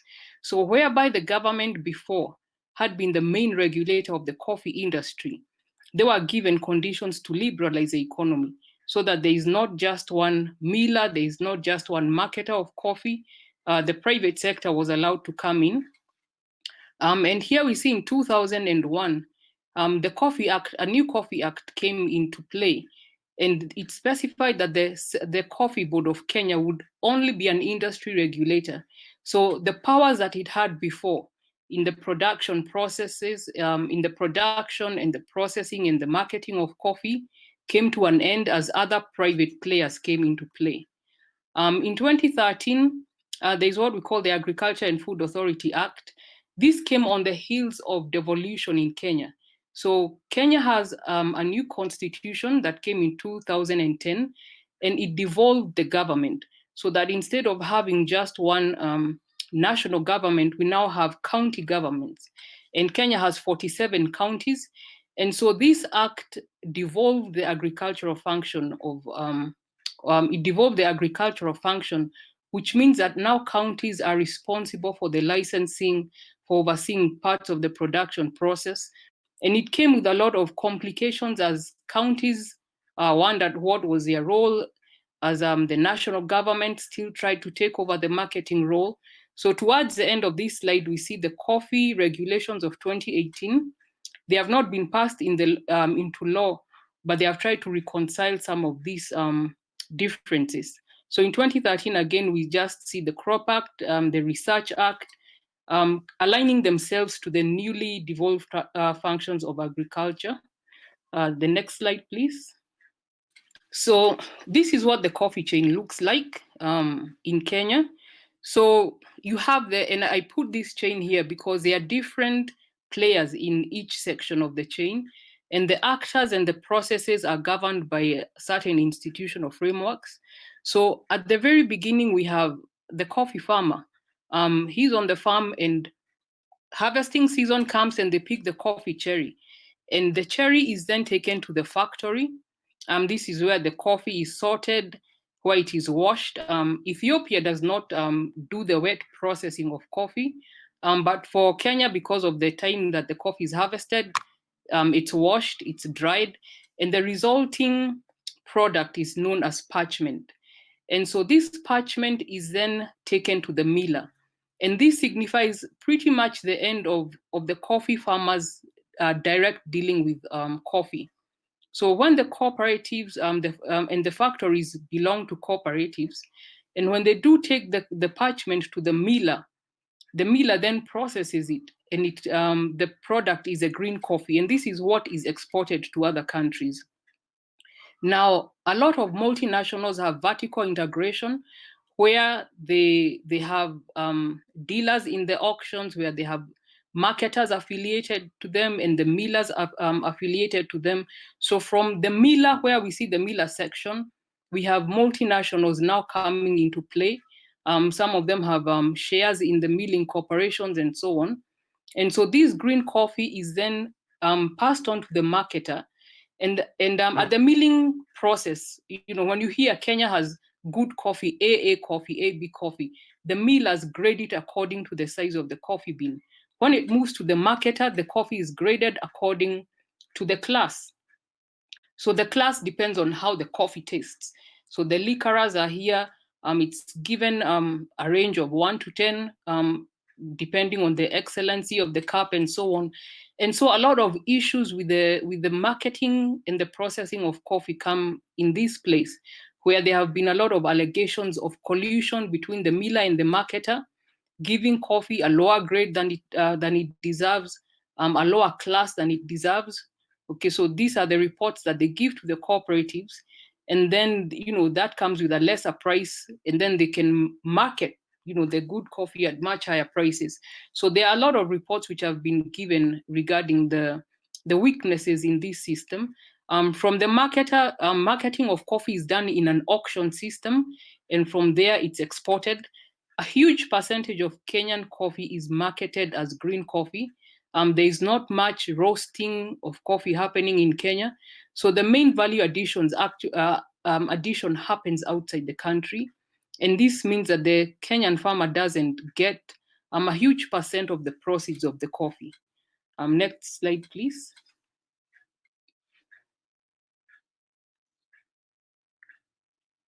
Okay, so these are the institutional challenges.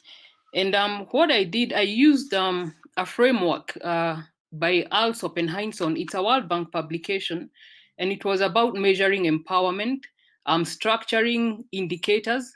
And so what they said is that there can be availability of a resource, but whether you access it is another level of empowerment, and whether you actually benefit from it is a third level of empowerment. So we see the cooperative membership, which is regulated by the Cooperative Societies Act. Now, if you're a coffee farmer in Kenya, if you have less than 5 acres of coffee, you are legally mandated to cooperative membership. So you don't have the option of growing your coffee without being part of a cooperative and harvesting it and roasting it on your own pan in the house. So you have to be part of a cooperative. Now, the benefits of being a cooperative member differ highly.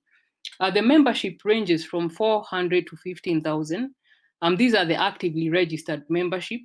But out of this, there's a huge, almost 50% of members are dormant because the coffee industry hasn't been doing very well. So a lot of farmers have abandoned coffee farming. A lot of them, if the prices are low, they simply may not harvest the coffee, leave it for a better season.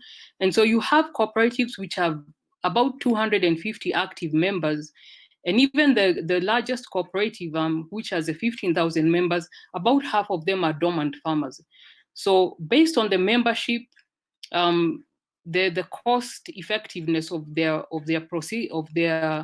processes, differs. So you have some cooperatives paying a farmer 105 shillings per kilo, which is considered pretty good. That's about $1 per kilo. And then you have others which are paying only 9 Kenyan shillings. So huge difference with this. Some cooperatives have received certification. Some have fair trade certification. Some have rainforest certification. But then there's also a huge number of cooperatives that have no certification. When it comes to the management, it differs widely. So some cooperatives are very well managed, very efficient, while others, there's a lot of corruption, allegations of mismanagement of funds, and their relationship with the chain actors also differs. So there is asymmetrical power differences.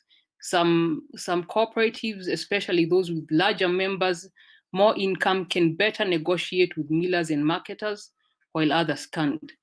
When it comes to estate ownership, this is open to any farmer who has more than 5 acres, but very few people, between 5 and 10 acres, very few farmers will choose to leave the cooperative and own an estate. One of the things is you're required to have a pulping station. So access to this form of farm ownership it's not that accessible. Even if you have over 5 acres, it's still expensive. A pulping station is the machinery, the equipment that is used to wash the coffee, and it uses a gravity system. So the coffee cherry is put in this water machinery where the heavier beans go to the bottom. Not very expensive, but out of the reach of most farmers. So again, can you benefit from estate ownership? The same challenges within the coffee chain that cooperatives deal with in dealing with the millers and marketers are also faced by the estates. Furthermore, there is the issue of bulking of produce. So when an estate owner goes to the miller and says, I have my coffee, I need it milled, it's not cost effective for the miller to just to mill maybe 100 kilos of the parchment. So they have to bulk produce from different estates. So it's easy to lose your bearing of which was my coffee, what was my grade. And so a lot of farmers can get a price for that they don't deserve because their coffee has been bulked with that of other farmers who might not have practiced good agricultural practices. And again, the process can be very expensive. The availability of certification. So this is something that's encouraged, that farmers, cooperatives should be fair trade certified and so on. But there is a huge problem with access. There is environmental and labor standards to meet. So there are certain, and coffee needs a lot of inputs. It needs pesticides, herbicides, fungicides. So certification has procedures. You cannot use these kind of products. They also say where you can grow your coffee, what's the minimum wage.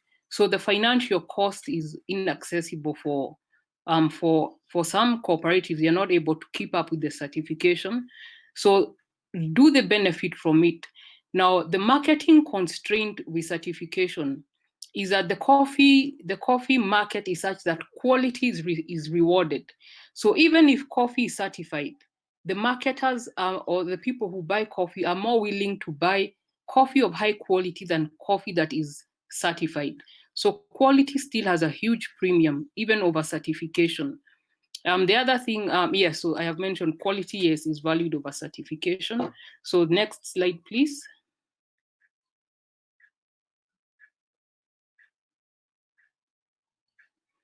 Okay, so going on to the institutional challenges, when it comes to information, not everyone has information on the coffee chain. So for example, in my field work, farmers would ask what happens to our coffee after it comes from the factory. So there are a lot of people who don't know exactly how their coffee is processed. It's expensive. I mean, the average coffee farmer cannot afford to get a cup of coffee from, a high-end cafe and so on. So there's a lot of inavailability of information.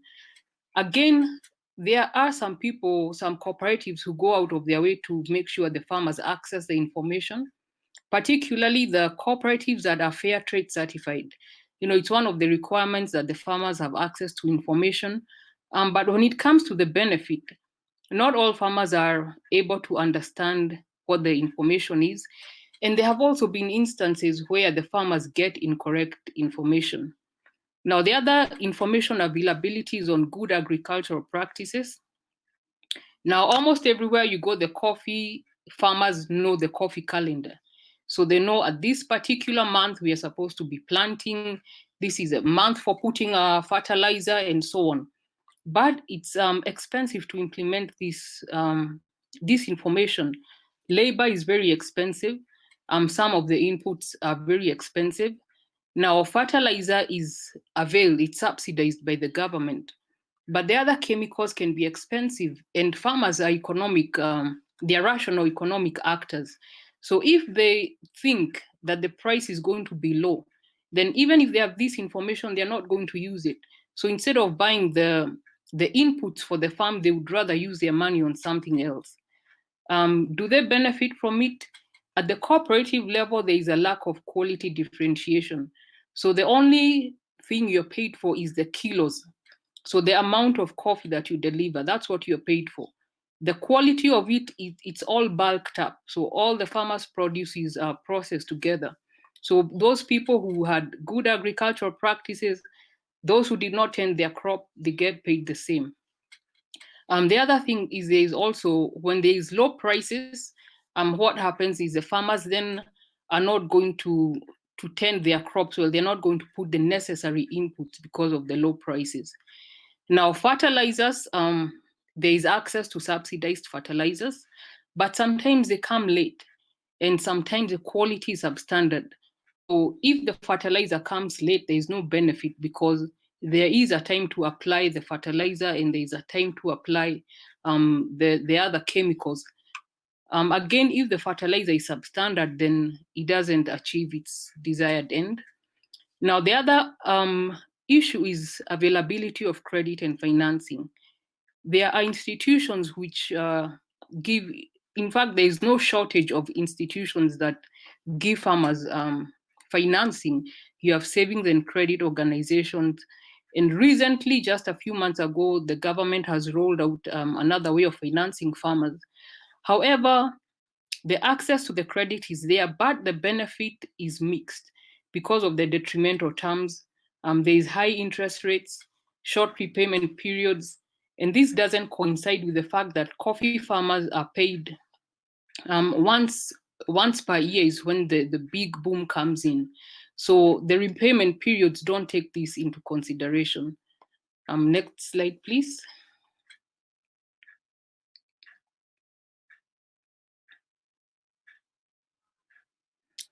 Okay, so this is the last slide with the institutional challenges.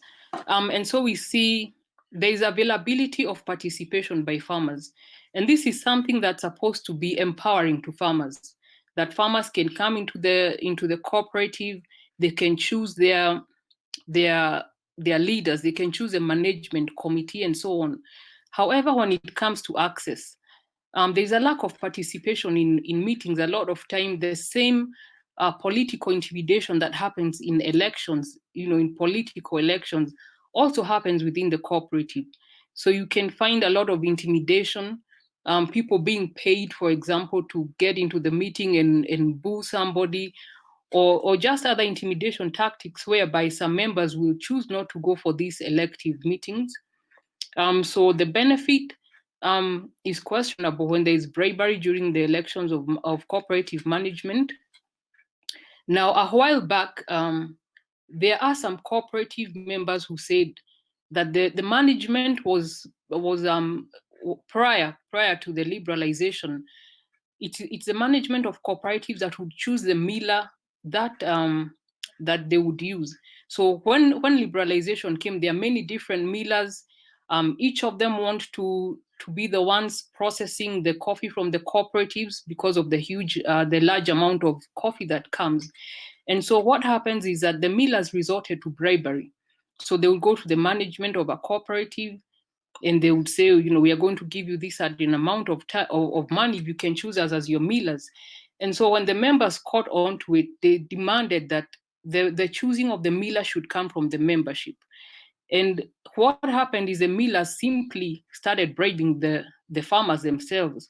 So and the stories which come from the field work, it's a bit difficult because the millers come to a cooperative area about 2-3 days before the election, and they bribe people, and the next day you have all these people, some of them inebriated, shouting down others.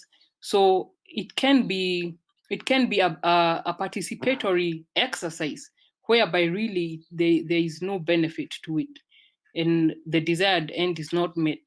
So the other one is accountability of elected officials. So legally, you can hold the management accountable, but when it comes to accessing what is available, the legal proceedings, it's very expensive for some cooperatives to be able to get a lawyer, to be able to start to take proceedings when they feel management has misappropriated their funds and so on. And even if they do go to court, there is a tribunal, a cooperative tribunal, but it's difficult to hold the management accountable to the point of recovery, because a lot of times the money that was misappropriated, there is no way to liquidate the assets of the manager. Sometimes they don't have the assets to liquidate. And so there are a lot of cooperatives which are in debt because of this kind of misappropriation of money. The other availability is every cooperative or estates, you have a right to choose who you deal with. You have a right to choose your miller. You have a right to choose a marketer you want to deal with. But when it comes to access, the miller and the marketer, because of collusion that was happening between them, to the detriment of the farmer, there came legal directives which said that the miller and the marketer have to be separate entities. So the miller cannot be the same entity as a marketer. And what happened is that the companies that were doing this simply registered under different companies, so that you have a miller being a separate company and a marketer being a separate company, but in actual fact they were still the same owners. So is there a benefit for having this right to choose the miller and the marketer? There is an inability to enforce transparency and accountability because of the asymmetrical power relations. So where farmers or cooperatives might feel that the miller did not give them the proper grade, or that the price they got was not the fair price, there are no avenues to redress this. Okay, so there is a lot of institutional challenges within the whole coffee chain, where there is availability of certain resources. Sometimes there is access to them, but there is really no benefit, which brings the issue of institutional challenges in the global coffee commodity chain. Next slide, please.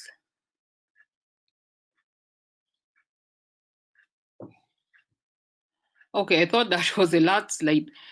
So there's availability of the option of direct sales.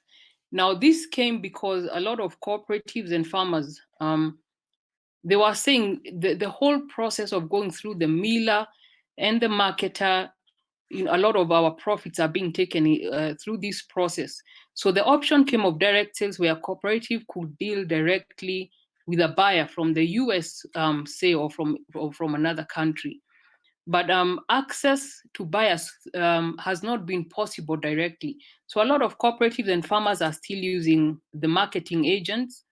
And so the same kind of disempowering influences are still at play. Now, is there a benefit to being able to sell your coffee directly?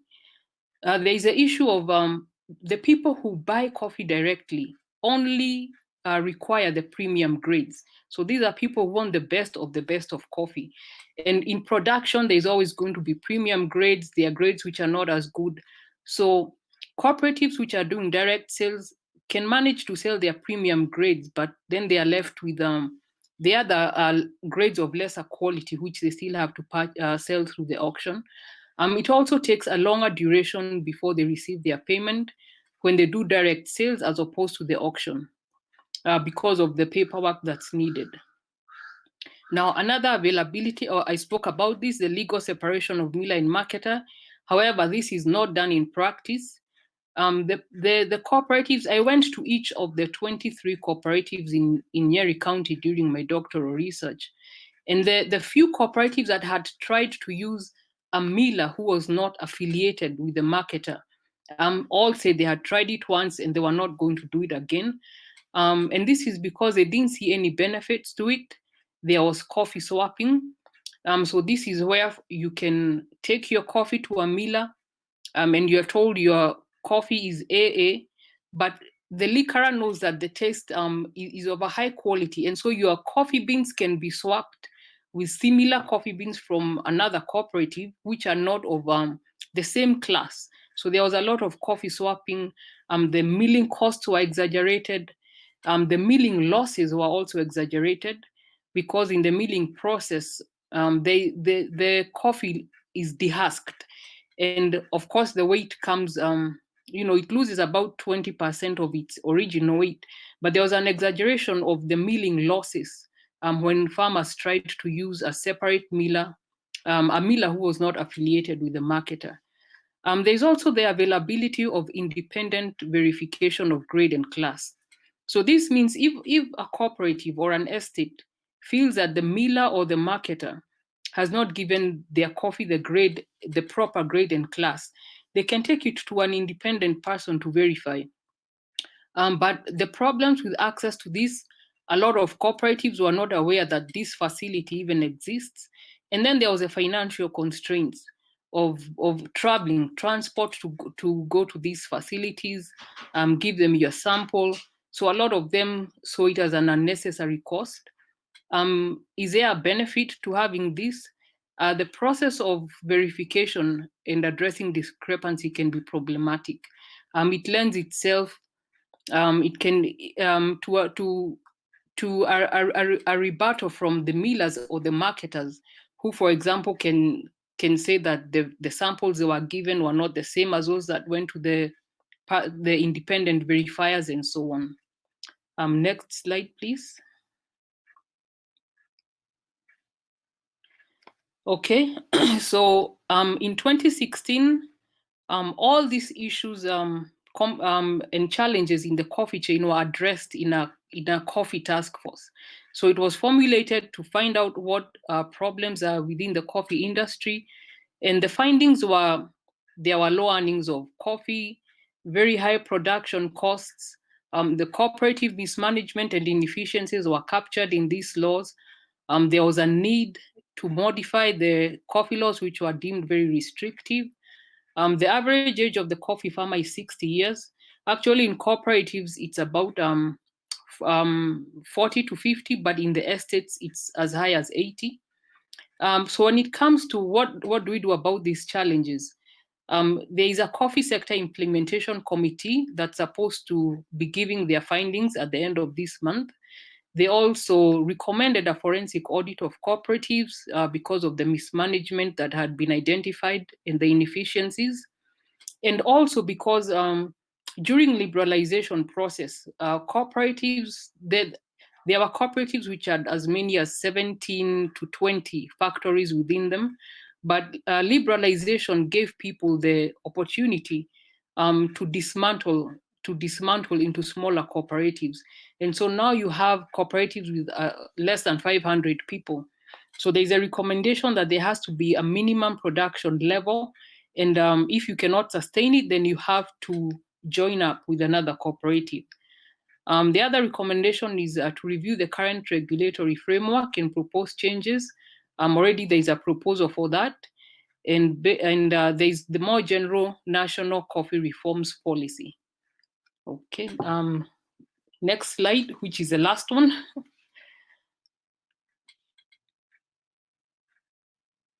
Okay, so this was a conclusion from the coffee study that institutions are key in the coffee sector, and by extension to globally traded agricultural commodities. And this is because the story of coffee in Kenya replicates itself to the story of cocoa in Ghana, cashew nuts in Tanzania, and so on. Thank you.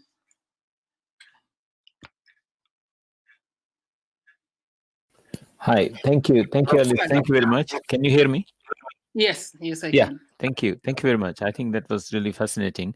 I think Anisha might have some questions. So before that, let me just add a couple of points. You can respond to those. I think it was very interesting. You gave a real in-depth overview of the sector, and kind of, from the challenges, especially faced by the smallholders and the cooperatives, etc.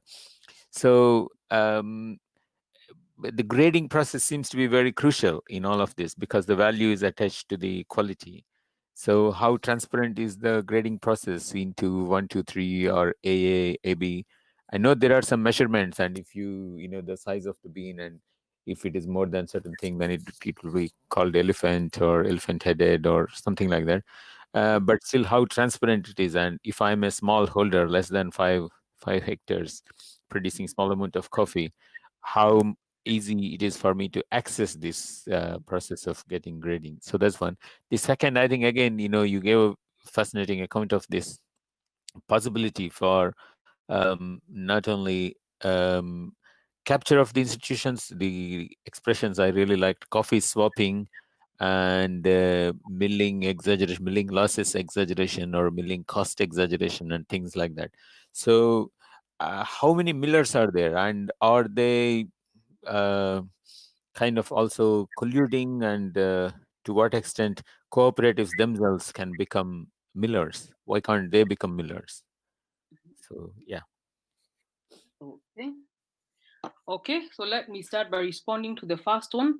So the small scale coffee farmer, the one with less than 5 acres, part of a cooperative, they don't know what happens after the factories. So a farmer is going to take his coffee, the cherry beans that he picks up, that he harvests.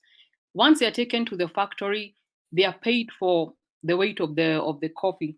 So here, when they go to the miller, the small scale farmer is not involved anymore. It's the management of the cooperative that is running this process.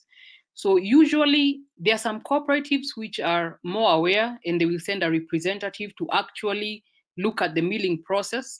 And they can be able to see, because it's a machine that has different sized holes in it. And so the coffee beans will come through. So the AA and the AB have a certain amount size. The elephant beans are coffee beans that haven't separated as they should. Yeah. So the AA and the AB are pretty good. The TT, those are the light beans. But what happens is that there are millers who used to adjust the size of the machinery. So you could be graded as a smaller size, and yet you are an AA bean. So when we had a governor who passed away, but in Nyeri County, and he's the one who really tried to make changes to this chain, to bring a lot of awareness to how things were being done. So a lot of cooperatives didn't even know about the milling losses. But when they started verifying the milling losses, they found that they were much more exaggerated. So some cooperatives were getting milling losses of up to 30%. Because once the coffee cherry is dried, when it goes through the milling process and is dehusked, it shouldn't lose, much more than 20%. So that's to say that the process is not as transparent, and we still don't have measures in place where there can be an auditor coming to check the millers. So they're about, I believe they are less than 10 millers in Kenya. But recently, because of these challenges, the miller, the original government miller, which was called KPCU, Kenya Planters Cooperative Union, it went into bankruptcy.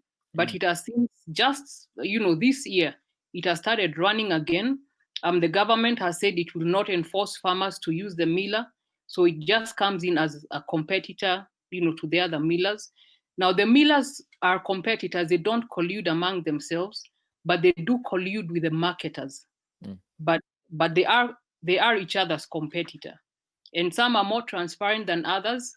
A lot of them are affiliated to multinationals. Probably not on paper, but they are, and so the transparency is wanting. When it comes to the other question was, why can't cooperatives have their meal? Yes, the larger cooperatives, there in Nyeri County, there are 23 cooperatives. 3 of them have gotten their own meal. And so these are the largest cooperative, which is called Odhaya, the one that has 15,000 members. They do have their own meal now. They have recently acquired their own roaster. There are also 2 others which have acquired their meal. But the interesting way that in which cooperatives run, if a cooperative has, let's say, 5 factories, each factory is allowed to choose their own miller. So within the same cooperative, even if they have their own miller, they are members of a factory who can say, we are not going to use our cooperative miller. We have gotten a better deal elsewhere. So that's the kind of freedom that they have. When I was doing my field work, there wasn't any difference in prices.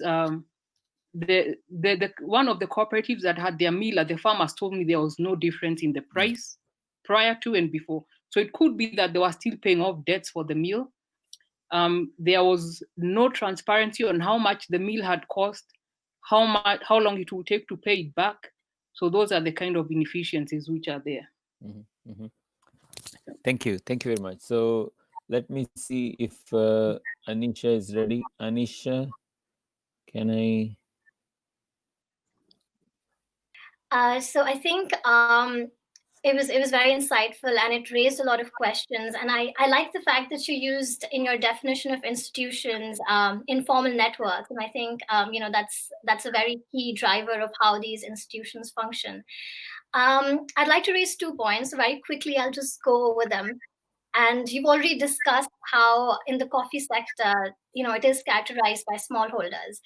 And cooperatives should be a way forward for smallholders, but in fact, in the Kenyan context, they're a paradox because they're also disempowering farmers. And in this sense, is it then not possible to assume farmer autonomy at all? Is it too presumptuous to do that, given that the coffee plantations historically have been rooted in colonialism, which has its effects up until now, and these unjust institutional structures allow the oppression of farmers? So can farmers rise and challenge these structures? Can they do that? Or is it just possible to just assume that this is the status quo as it's going to remain? The next question is about climate change. And I think it is a pressing question for the agriculture sector in general, but there is no specific SDG for agri. I think SDG 12 deals with responsible production and consumption, and SDG 13 is climate change.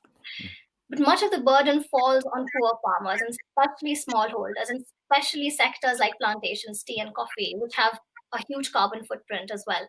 So empowerment also comes with being insured against these risks.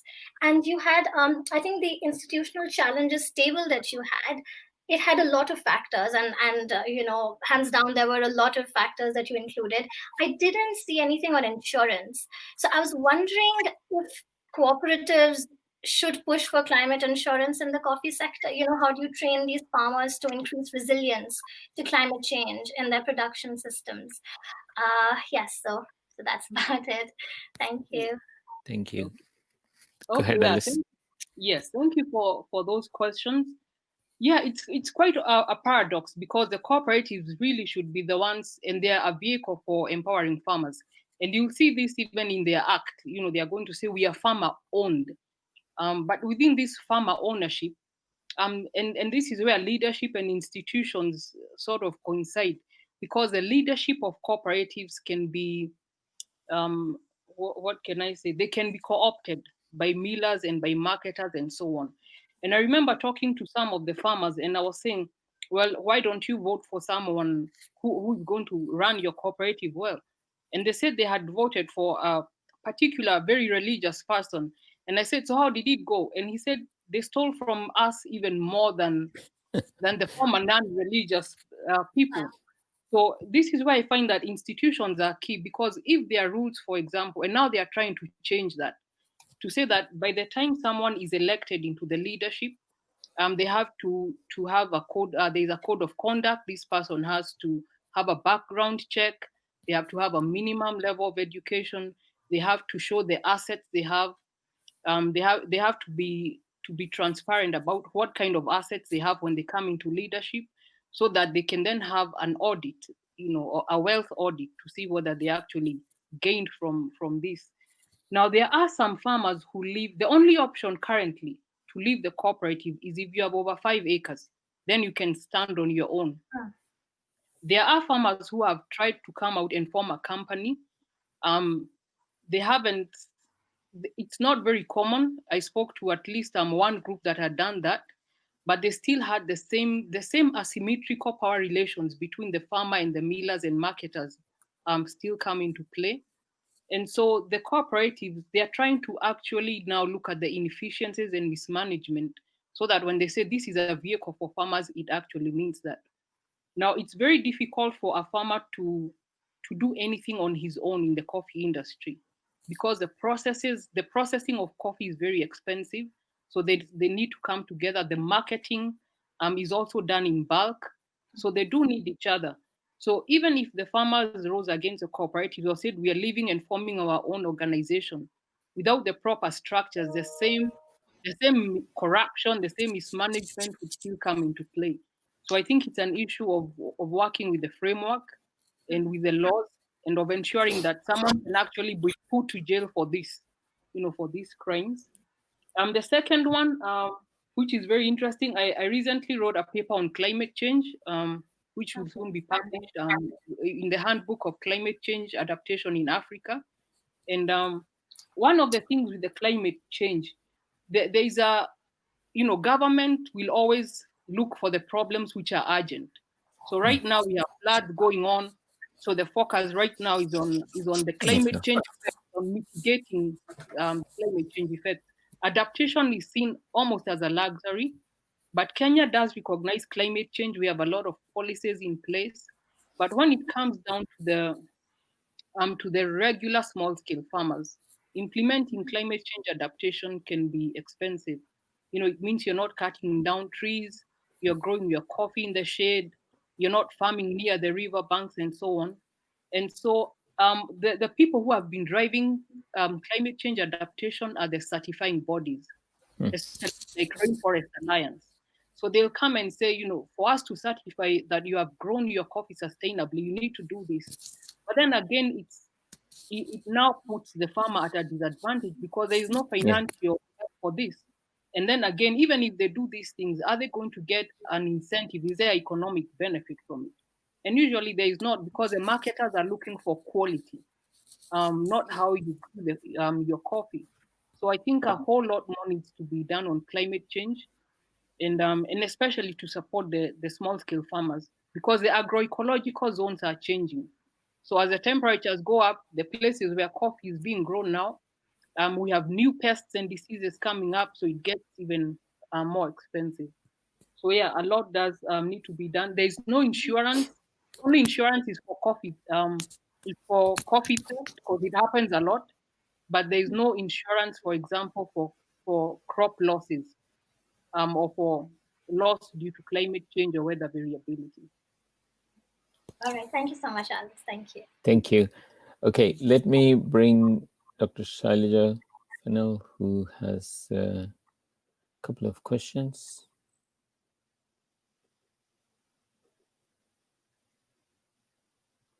Shailaja? Thank you so much. Thank you, Alice. It's a really rich paper, so much detail, so many nuanced arguments that you've made. I have two questions, if I may.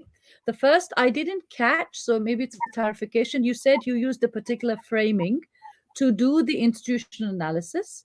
I'd like you to just respond what that was, but I would like to ask whether you considered the global value chain or the global production network methodology. the global production methodology, which has been in operation for about 10 years, would be very effective because it explicitly brings in power and territoriality. So those two, since you have such a rich data collection and you have already evaluated and written such a powerful set of arguments, your publications going forward would be raised hugely if you wanted to map your work against this kind of literature, which may not be your methodology, which is absolutely fine, but I felt that might be something you would find helpful. And I'm very happy to engage with you offline and taking it forward if that's something interesting to you. And if I may, Anand, my second question is you make a very important point about the relative loss across the chain, across each operation. So 30%, if I'm correct, at dehusking, 20% possibly at milling. So if you could, in addition to thinking about theoretically, also visualize, you've provided some very helpful chains. If you can show at each stage, not just the loss, but also create a cluster of the agents, then you can data visualize very effectively. So 2 points, one about the theory and how you'd like to maybe map your work against global production networks, work that Gerefi, Stefan Ponte, others did in the early 2000s, but has been used quite effectively. And particularly one of my students who is now working in Nairobi, Nungari Mwangi, used that for looking at the flower sector, floriculture in Kenya. And I can put you in touch with her. And she found it a very effective framework. So those are my questions. And once again, thank you for a superb presentation. Okay. Thank you very much. And thank you for pointing me towards the new theories. When I did my dissertation, I was looking at just the chain from production to the time that it gets to the auction. So I didn't look at the global aspect, but it has recently interested me a lot because I found a lot of challenges in the coffee chain have the global aspect. The players who are in our milling and marketing part of the chain are multinational players. The people on the consumption end, our domestic production is less than 4%. So even down to the consumers, we are part of a larger global chain. So it's only recently that I've started looking at the global aspect of it, and I would really appreciate guidance on this with the theories and knowing how to frame that as moving forward. So yes, and I'd like to be in touch with Nongari. So to answer the first question, it was a publication. It's called Measuring Empowerment in Practice. Measuring Empowerment in Practice, Structuring Analysis and Framing Indicators. Structuring Analysis and Framing Indicators. It's a 2005 publication by Alsop and Heinsohn. So what they did, they were not specifically looking at coffee, but they were talking about empowerment and the fact that you can have availability of a resource, but you don't have access. Access is a whole different aspect of it. And then even if you have access, are you actually benefiting from it? So it helped me frame my study in the sense that, sometimes the government would say, oh, but our farmers have access to the fertilizers. And so my study allowed me to go further and say, but are you actually able to access it on time? Are you actually benefiting from it? So it gave me a lot of insights beyond the simple availability of information, of inputs, and so on. Thank you. Thank you very much. Thank you, Anand. Thank you. Thank you. Thank you very much, Shailaja. I have created an open podium so that anybody who wants to ask a question or a comment is welcome to come there. You don't have to wait for me. Hamid, Professor Murwaridi, or Elizabeth, if any of you want to come to the podium. Obviously, there is a lot of potential here for developing, 2-3 angles, but also I think, as you wrote in the abstract, in terms of, bringing out that good institutions, bad leadership versus good leadership, bad institutions. I think that is, again, is a very interesting element which you can develop further.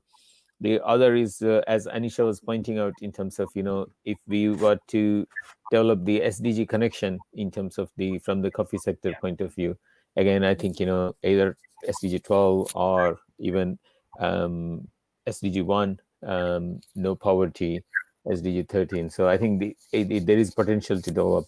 We can continue to discuss in a few minutes. We will be opening up for the discussion about the potential next steps and publication or special issue or something like that. So we will come back to that in a moment. Paper titled Gender Equality and Leadership Challenges in Nigeria. It's a 3-author paper from Taislan University of Education, Ijagun, Ogun State, Nigeria. Introduction. Many nations of the world have begun to realize the importance of ensuring gender balance for the collective responsibilities towards enhancing human development. Ikiabu and Uzumba 2012 defined gender as the qualities associated with men and women that are socially and culturally than biologically determined. Gender includes the way in which society differentiates appropriate behavior and access to power for women and men. Although the details vary from society to society and change over time, gender relates tends to include a strong element of inequality between women and men and are strongly influenced by ideology. A nation population is usually almost divided evenly between male and female, except under peculiar circumstances such as war, highly selective immigration, which normally affect male more than females. Despite that, throughout the ages, the sharing of power, wealth, influence, employment, amongst others, between men and women has never been close to equality. Statement of problem. Even in the most advanced country, gender inequality in wealth distribution has remained a live issue. Over the years, many women have faced daunting challenges of joblessness, no source of livelihood, widowhood, and single parenthood. Though there has been considerable progress in developing the capability of women, their participation in economic and political decision-making remain very limited. However, women in Nigeria continue to face enormous obstacles, which prompts pertinent questions on what are the challenges confronting women in getting to the leadership position in Nigeria, and what are the prospects of women participating in leadership in Nigeria. The objective of the study, the main objective of this study is to examine gender and leadership challenges in Nigeria, and specific objective includes 1, to determine the challenges confronting women in getting to the leadership position in Nigeria. 2, to examine the prospect of women participating in leadership in Nigeria. Brief literature review. Gender is a special constructed phenomenon that is brought about as society ascribes different roles due to behaviors and mannerism to the two sexes, according to Magwat 2006. According to Betico 2012, gender refers to the characteristics of male and female, which a particular society has determined and assigned each to sex. According to Coos 2009, leadership is generally defined simply as the art of influencing people so that they will strive willingly towards the achievement of goals. Eze, on his part in 2013, described the Nigerian leader as having authoritarian leadership characteristics and practice. Eze further noted in 2013 that leadership, particularly in the public sector, becomes the cradle of influence to rule enforcement and productivity, shouldiness and inefficiency, double standard, lack of consciousness and discipline. He further explained that Nigerian leaders in foreign-owned private sector is also an autocrat who maintains a master-servant relationship with his subordinate. Theoretical review. This study is based on the theory of gender oppression through patriarchy and liberal feminism. According to this theory, women Low participation is influenced by several factors such as sociocultural practice, marginalization in political parties, poor access to education, lack of women's empowerment, lack of political funding, and so on, has a serious implication for leadership, good governance, and development of any country such as Nigeria. Empirical review. Okafor and Akukwere in 2015 examined some factors that have brought about the wide gap in political and socioeconomic disparity amongst genders, and the methodology adopted by them is both historical and descriptive. And their study was based on a theory of patriarchal and liberal feminism theories. They argued that the various economic, political, social, and systematic practices serve as obstacle to effective participation of women in politics, governance, and decision-making in Nigeria. They concluded that for there to be a greater participation of women in all spheres of Nigerian society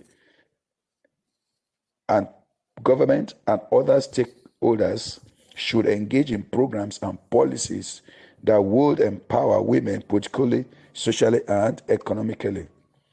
Research method. Descriptive design survey type of method was adopted. A total of 600 staff of Onabanjo University, Agoiwe, Ogun State, were randomly selected, and using the simple random sampling technique, the questionnaire that was used was tagged Gender and Leadership Challenges Questionnaire, GLCQ. The instrument was divided into two sessions, namely Section A and B. Section A focuses on demographic characteristics of the respondents, while Section B examines the challenges confronting women in getting to leadership position and prospects of women participating in leadership. The initial draft of the questionnaire was subject to content and face validation by experts. The retext method was carried out. The instrument was administered twice within 2 weeks interval on 20 staff of Tysland University of Education, different from the sample. The data generated was correlated using Pearson Product Moment Correlation, PPMC, and the reliability coefficient of the instrument yielded 0.88.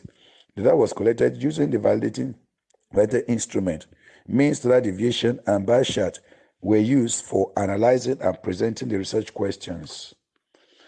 The results and discussion based on the cutoff point of 2.5, strongly agreed, which is 4 points, and agreed 3 points, disagreed 2 points, and strongly disagree 1 point on the 4 Likert scale.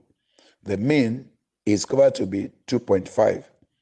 Therefore, any mean score equal to 2.5 or greater than 2.5 was regarded as agreed, and less than 2.5 was considered disagreed. The finding of this research, according to the research question 1, which says that what are the challenges confronting women in getting to the leadership position in Nigeria, and the table of mean and standard deviation of the responses on the challenges confronting women in getting to the leadership position in Nigeria is as shown in the table above, while the graphical representation is also shown in the table above. In table 1, we found that the respondents agreed on all items raised as the challenges confronting women in getting to leadership position in Nigeria. And looking at the scores, they are all greater or equal to 2.5, which means that they all agree with the research question. And research question 2, data is as displayed as above. And the question states, what are the prospects of women participation in leadership in Nigeria? Also, the graphical representation is as presented above. Discussion of finding. It was discovered that restrictive religious practice, patriarchal setting in society, sexual harassment, maternity mortality, poor access to education and scholarship facilities in various professions, and marital obstructions were among challenges confronting women in getting to leadership positions in Nigeria.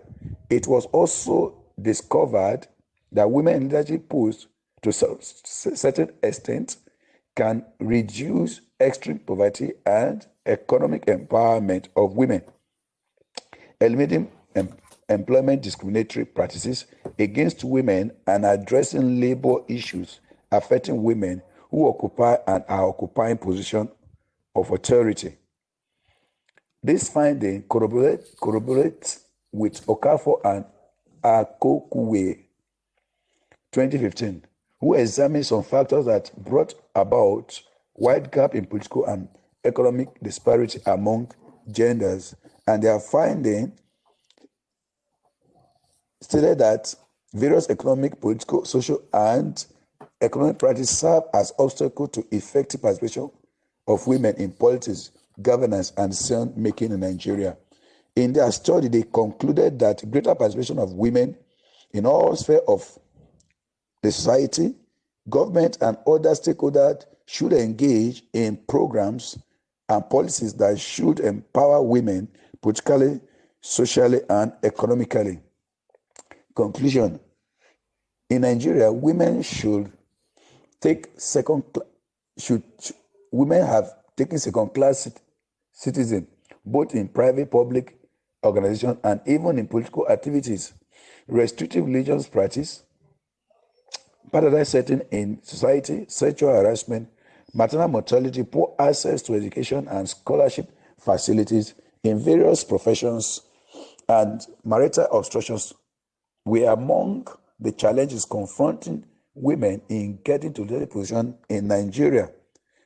It can also be concluded that women in leadership posts, to some certain extent, can reduce extreme poverty, economic empowerment of women, eliminating employment discriminatory practices against women, and addressing labor issues affecting women, empowerment of women in organizations, greater enrollment of girls into educational institutions, and inspiration of women who occupied and are occupying positions of authority.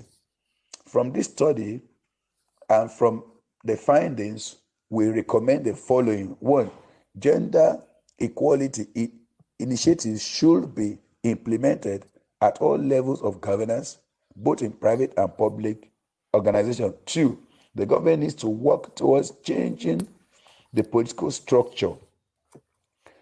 3, women gender inequality should be addressed by stakeholders. 4, equal participation of women and men in decision-making positions should be encouraged. 5, government and other stakeholders should engage in programs and policies that would empower women politically, socially, and economically. Thank you. Okay, so this is a very interesting use of the technology here. Unfortunately, our colleagues could not come, but they have sent the presentation, and also we have here their email addresses. So if you have any questions, you can get in touch with them, or you can also email to me, and I will be very happy to forward it to them. So I think that kind of concludes the main paper presentations, but I think we wanted to have, the way we designed this panel was to have an open discussion, and also there are a couple of things that are still hanging from the morning's discussion. If Professor Gasper is able to come up, I'll just try to bring him up here.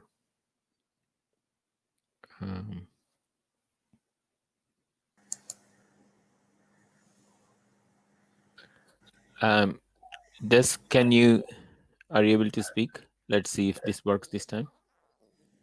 Do you hear me? Yes. Yes. So there are a couple of things. So one was, there was a question this morning. I think I shared with you the text of the question. So that was, sorry, I'm checking my notes. I think it was basically about in terms of the scalability and application related to that. But if you answer that, let me see if William is here. If not, I think Mahardika is here. So Mahardika, okay. So let Professor Gasper answer the question, and then we'll see if you have any follow-up question. We can give invite you. Go ahead, Professor. Thanks, Anand. Later, I have some general thoughts also from listening to the session and thinking about the theme.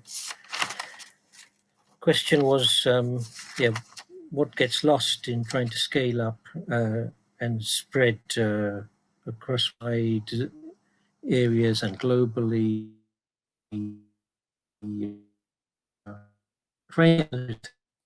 There's a trade-off. Ability, partly translation, so transmission and translation both always bring changes. How serious that is depends on the case, and as they are intended to have flexibility that allows local adaptation in a way consistent with the spirit still of the approach. And I suggested that we see that in human rights, which is vast global language, a lingua franca, so recognized across the world, and no doubt in partly different ways, but with core meaning, I think, fairly stable, and then intended room for meaningful modification, for adjusting to local cases. So that was my response on Mahardika's question. Okay, thank you. Mahardika. Go ahead with, yes. Just 1 second. Let me see if Mahardika has any further questions. She's not on video, but she might be able to speak. Let's see.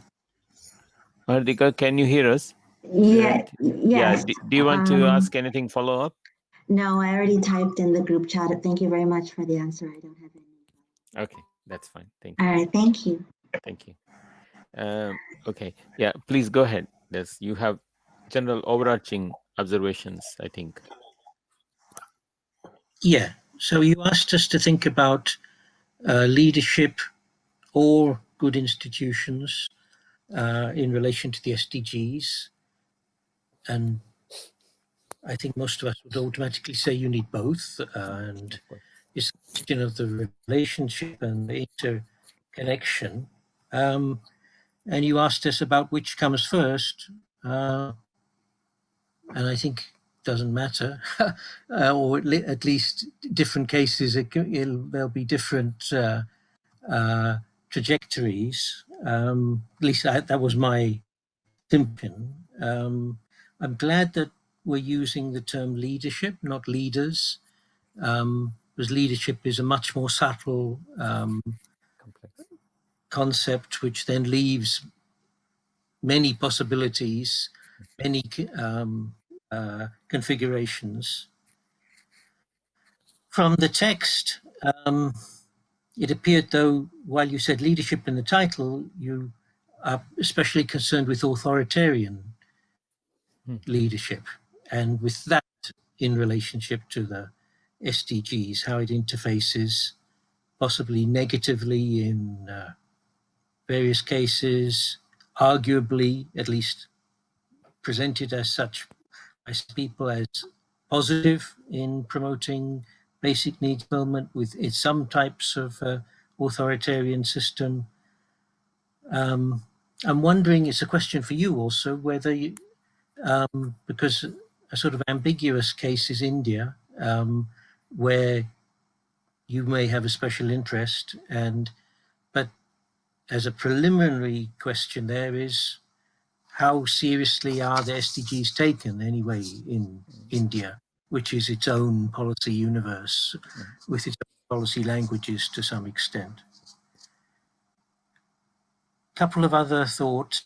The theme of leadership for intra-group bonding is in tension with often with the requirements of leadership for intergroup civil interaction and solidarity. So that in-group, intergroup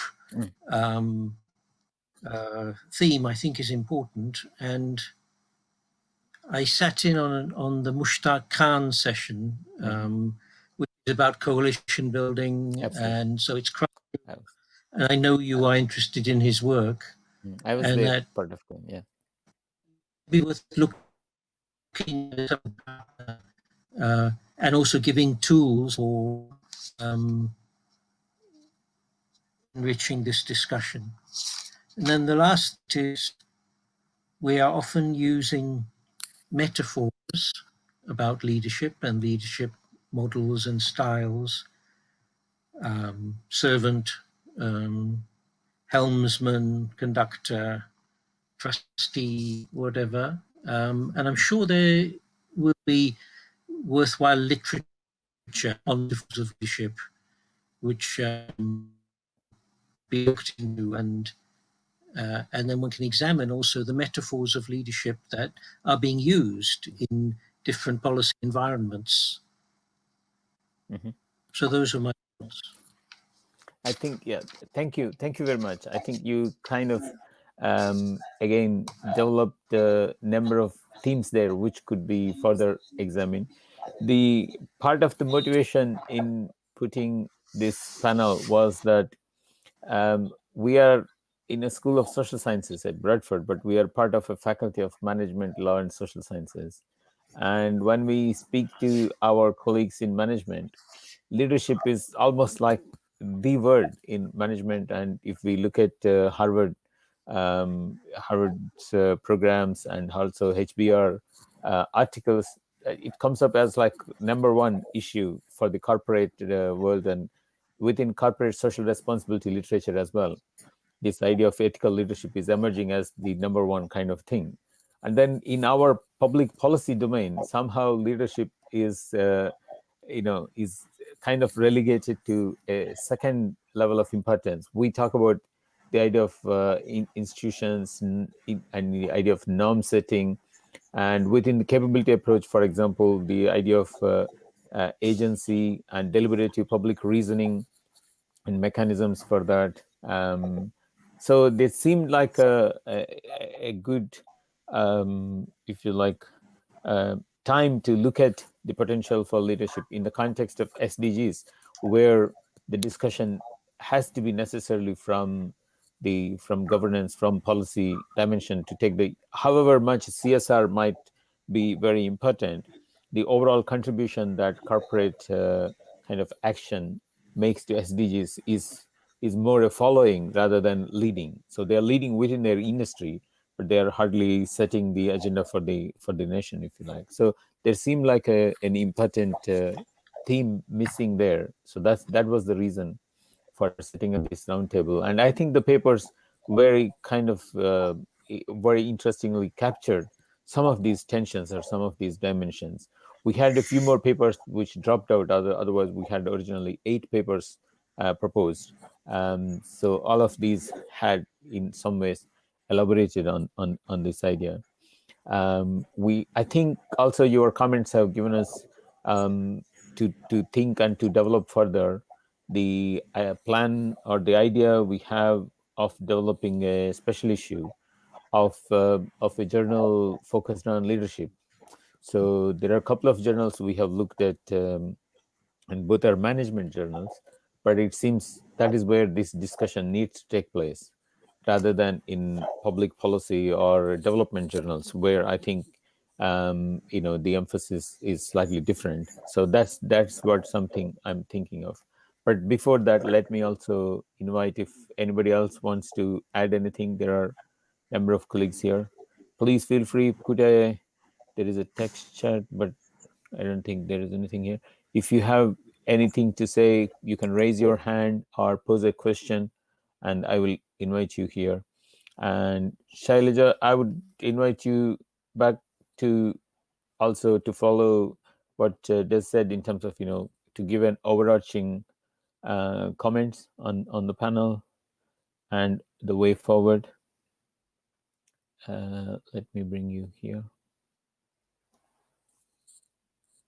Shailaja? Thank you very much. Yeah. Thank you. Can you hear me? Yes. Okay, great. So thank you. I think I'd like to go back to the title of the session, the leadership versus good institutions. I think we've spent a lot of very valuable time and effort about unpicking the notion of leaders and leadership. I think we might also want to return to that literature on what are good institutions. I mean, around 15 years ago, that was the, if you like, hot topic for discussion. And there was often, as is the case, more heat than light.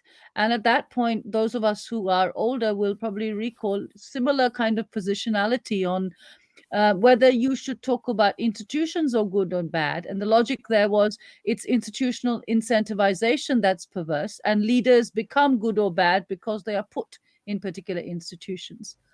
And that was the paper by Lant Pritchard and Michael Woolcock and others. Now, the problem with that is it simplifies, but it is too simplistic. At the time, it was very valuable because we did not have an understanding. It was helpful in overcoming this notion that all leaders will by default, particularly in the developing world, or something about the global south, if you want to be deprecating, that made people behave like that.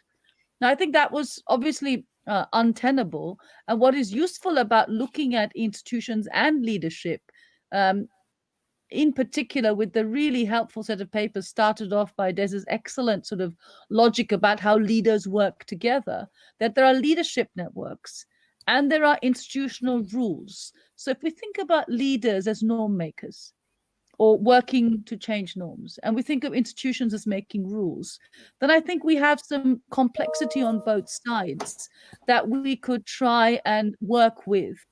Whether we map them like we did in the excellent paper by Alice in terms of thinking of a sector, or we do it through lines of a particular policy like SDGs or a particular sphere like environmental regulation, I think we could get some very thought-provoking revisiting of the theory and the case studies in relation to that.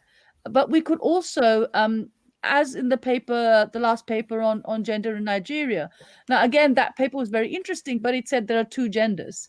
Now, if you think about the range of gender, you might have had a better result, or the intersectionality between gender and religion in Nigeria, which is also an extremely rich subject to study. So I think there is so much. And as you say, Anand, the 8 papers would have given us that. I suggest maybe we write to the authors who couldn't finally present, this being such a atypical year, though maybe this will continue to be the atypicality going forward for some years. But I do think maybe even thinking about this in relation to, for the next DSA, having more papers, if you wish, while we develop themes more fully. But if you're thinking of a special issue, I think this particular balance between developing theories of leaders and leadership and then revisiting institutional analysis, for me, I think what comes first and why the chicken and egg becomes quite a valuable and nuanced way of looking at it. I'll stop. I've got too many adjectives going on in my head now. I better stop. Thank you. No, adjectives are good. Thank you. Thank you very much, Shailaja. I think you are absolutely correct. I think there is scope for both in terms of there is a rich theoretical space, but there are overlapping concepts, and there is an area which I think you can combine, adapt, new theories, if you like, drawing from the existing ones. I was also kind of looking at, I didn't mention in the abstract, but Bruno Latour, in terms of, when he's talking about the Anthropocene and the down to earth, his, I think it was a Harvard lecture. So again, this idea of how, I think in the morning, Des mentioned in his paper this idea of transnational networks in the context of human rights and in the context of developing this kind of a consensus, if you like. So I think something similar is essential for SDGs, which is at the moment is very weak. So within the UK, for example, I think there are exceptions. In Bradford, we are blessed because we have a policy officer working directly in the chief executive officer's office in the form of Jamie, who couldn't join today, but I think many of our colleagues know Jamie. So people like that, there are exceptions in the sense there are, you perhaps could count the local governments who have a policy officer who knows SDGs, and perhaps in the fingers of one hand. So it's, I think, and Des asked about, what is India's kind of thinking about SDGs? My thinking is, I think not much. I mean, if you search, there are things you come up with, but I think those are, again, by definition, when India wants to take some kind of a international position, it tends to produce these rushed papers. That's when they suddenly look for something to say. But in terms of thought leadership, there has been. I think this is not only presently. I think it goes back almost the last 10 years when SDGs were being even discussed. I was fortunate in one of the earliest meetings on development goals, post-2015 development goals, meeting held in Tokyo. It was a high-level meeting from UNDP and ILO. And that's when the Colombian environment minister, she was there, the initial idea of calling them sustainable development goals. India's absence was really shocking. I mean, there was India's presence, but there was nothing. There was no thought leadership or anything like that. So I think this is not just now, it is sometimes. So India, I think, has no very clear position, and then it kind of tends to follow. And, whereas some of the, Brazil has done that for considerable amount of time, not recently, but Colombia. Similarly, some of the smaller nations have also taken this very significantly in terms of pushing for thought leadership. I think there is work to be done with regard to, in terms of that. Again, coming back to Des's paper in the morning and this kind of norm creation, and how do you provide norm leadership, and how do you build that consensus around new norms, if you like. I think that is also a very interesting area to develop further. So these are some of the things. Obviously, there is, as you said, this is a very, very interesting area to work. So one possibility might be we can continue to have, maybe in a year's time, it will be a slightly different take on but I think the tension will still remain in terms of leadership and institutions. I think that will still be relevant. But the papers that are presented today have given a lot of optimism, and there are also others who did not present but who actively contributed. So let me try and see if Elizabeth is here, and if anybody else wants to speak, please let me know. But Elizabeth, is there anything you want to add? You have heard now the afternoon papers, including the one on Nigeria. So is there anything you want to say?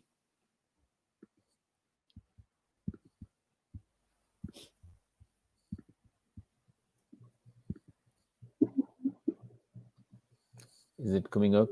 I don't know. Elizabeth, can you hear us? Can you hear us, Elizabeth? Yes, I can hear you perfectly. Yeah, go ahead.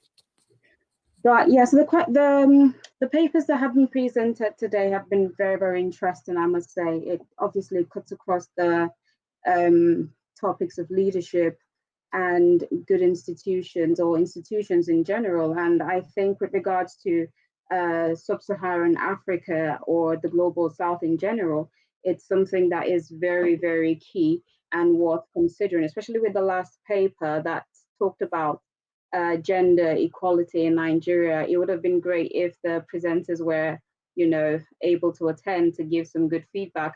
But again, it is a very, very pressing issue at the moment. We've seen recent, there's been several issues of discrimination and inequality and sexual harassment with regards to a particular type of gender. And because that type of gender, their lack of voice within policymakers and strong institutions, their interests are not being protected. So it is very key that we pay attention as scholars, as academics, to voicing out these issues with the hope of some kind of change in terms of better leadership, in terms of, better governance, because Professor Des said, it's not a question of which comes first or which do we need. We need both to make, effective change. We need both to see the achievement of not just SDGs, but even the national macroeconomic or general goals or development plans that are set in place, not just by the government, but also with several or different interest groups as well. So yes, the papers have given broad coverage of several topics across different sectors, and I think it's we've got loads of things to think about from this panel. To be fair, loads of points to consider and also develop in terms of building more coherent research tailored towards strong policy development in terms of leadership.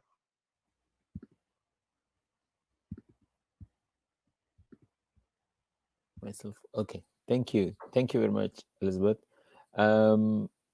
Let me also try to bring in people who have not spoken yet. Rakia, if you want to say anything, please let me know. Christopher, Rakia.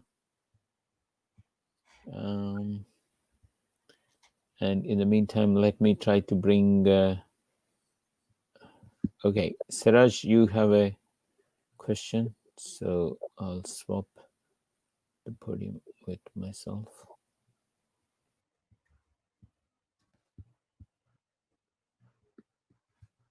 Hello, can you hear me? Yep. Yeah, thank you all for great presentations and useful information. Based on my own research as a PhD student, I'm developing indicators for sustainability development, and I'm also developing indicators in the 4 aspects, and one of them is institutions.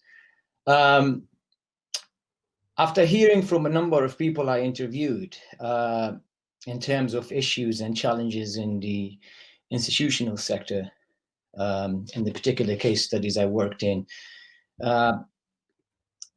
the issue is a lot of people are blaming the leadership and the others are blaming the institutional system as well. So if we look at the institution as rules and the leaders are the players who play this game, which do you think is affecting, who's affecting who? So, for example, if we have a good leader who's willing to change a particular institution, and as soon as this leader is taking part in the institution, the system of the institution itself would change the leader and how he basically work on this institution, and they will involve him in the systematic corruption that they work with. If you understand my point. So how would you address this issue? I guess your question is to all the members who are here, not just to any individual. Yeah, no, anyone, yeah. Yes. Yeah. So I think, again, going back to what Professor Gasper mentioned, think of leadership rather than leaders. So it's not the individuals, but in terms of the entire, if you like, the ecosystem, the organic process of leadership. So that includes also in terms of the quality of the institutions and things like that. The second issue is that, the importance to focus on not only what is missing, but also what is there, like I mentioned in the morning about in Elizabeth's presentation. So also looking for what is working, because I think most of the time we are kind of exercised about what is not working, and then that kind of gives us a negative hypothesis, if you like. On the other hand, if you look at what is working, and then trying to see how you can scale up, or how you can kind of transform using those principles and apply it more widely.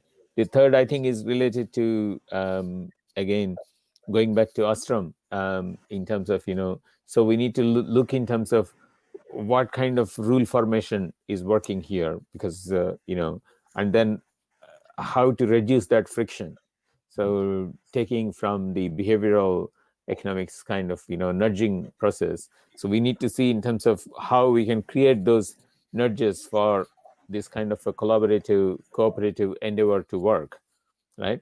So at the moment, I think the incentives are against us. I mean, we saw in the presentation by Alice in terms of the cooperatives and coffee sector, the incentives are so aligned against it that even if you are trying hard, it's more or less you are defeated, because so that relates to what Professor Mushtaq Khan and the whole panel yesterday were discussing in terms of how do we understand and align that interests and incentives are in the same direction. So we need to understand that idea of the interests of, for example, in this case, millers, interests of individual small growers, and also interests of national coffee board or something like that. So I think that interest mapping, and then to see where these different interests and incentives are in the opposite direction. So if we can align them and then understand that and make it more transparent, I think that's what would reduce these possibilities. Anyway, these are some of my thoughts. I mean, Shailaja has done a lot of work in this area. I mean, rules, rubrics, and riches is full of these very insights in looking at this in Southeast Asia. Maybe Shailaja, it's time for an update after 10 years. Maybe this is the time to do that then. Okay. Anything you want to add, Shailaja?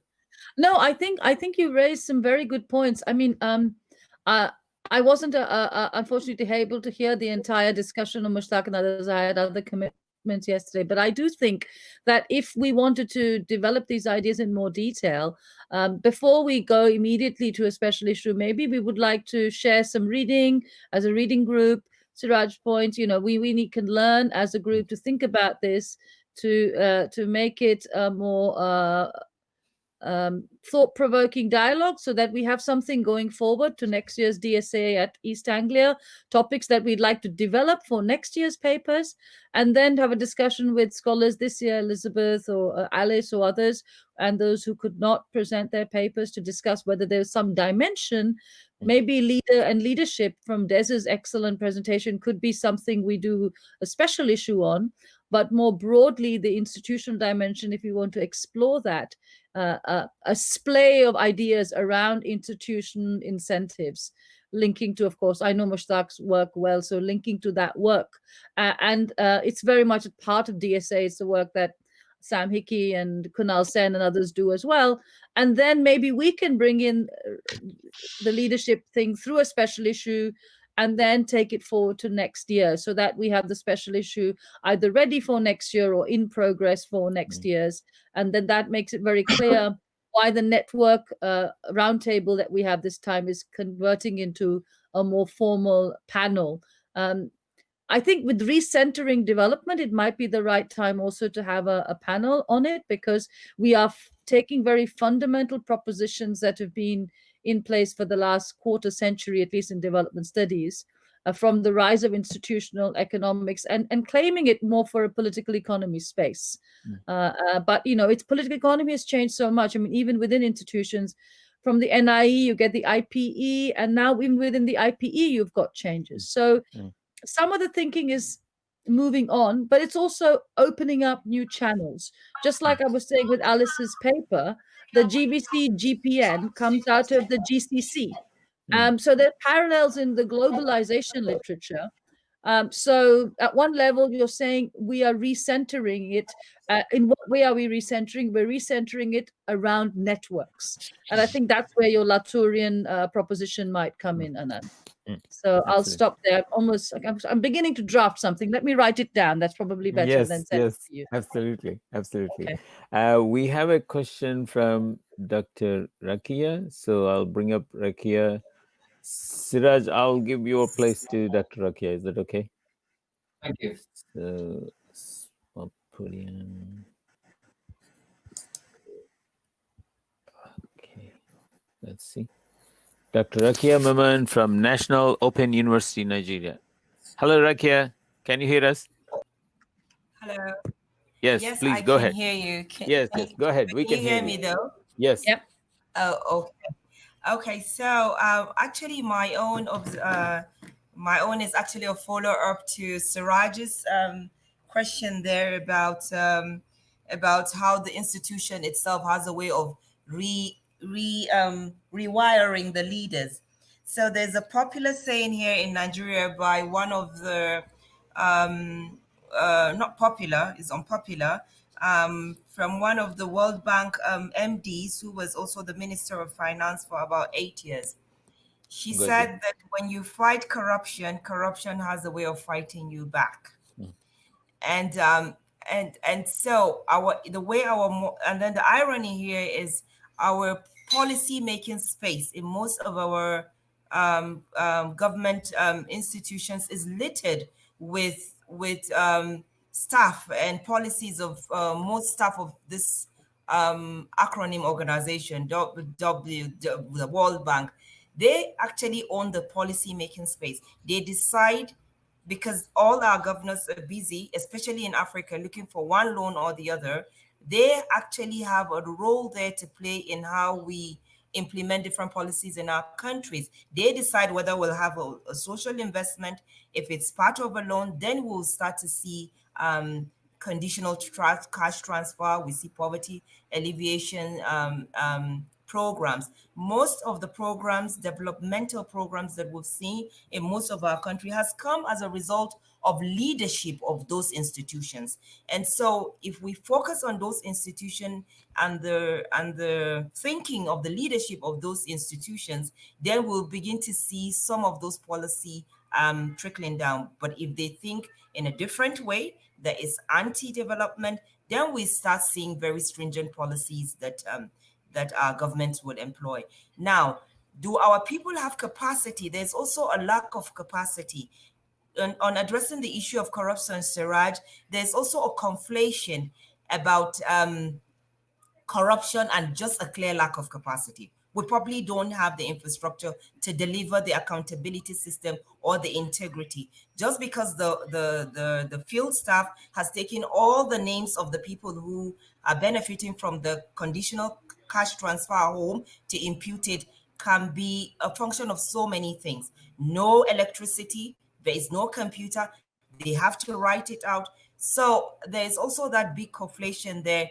Where you don't have the integrity to deliver accountability and leadership, it's just a lack of it. And then it's all thrown on into corruption or collusion, all of that. I believe the leadership of this international, what do you call them? Multilateral institutions is a ground where a lot of conversations should take place. Thank you very much.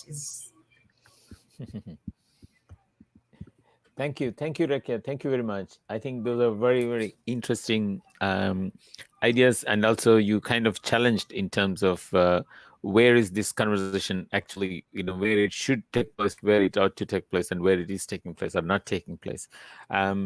Similarly, I think also there is a lot of official, if you like, formal policy which exists only on paper.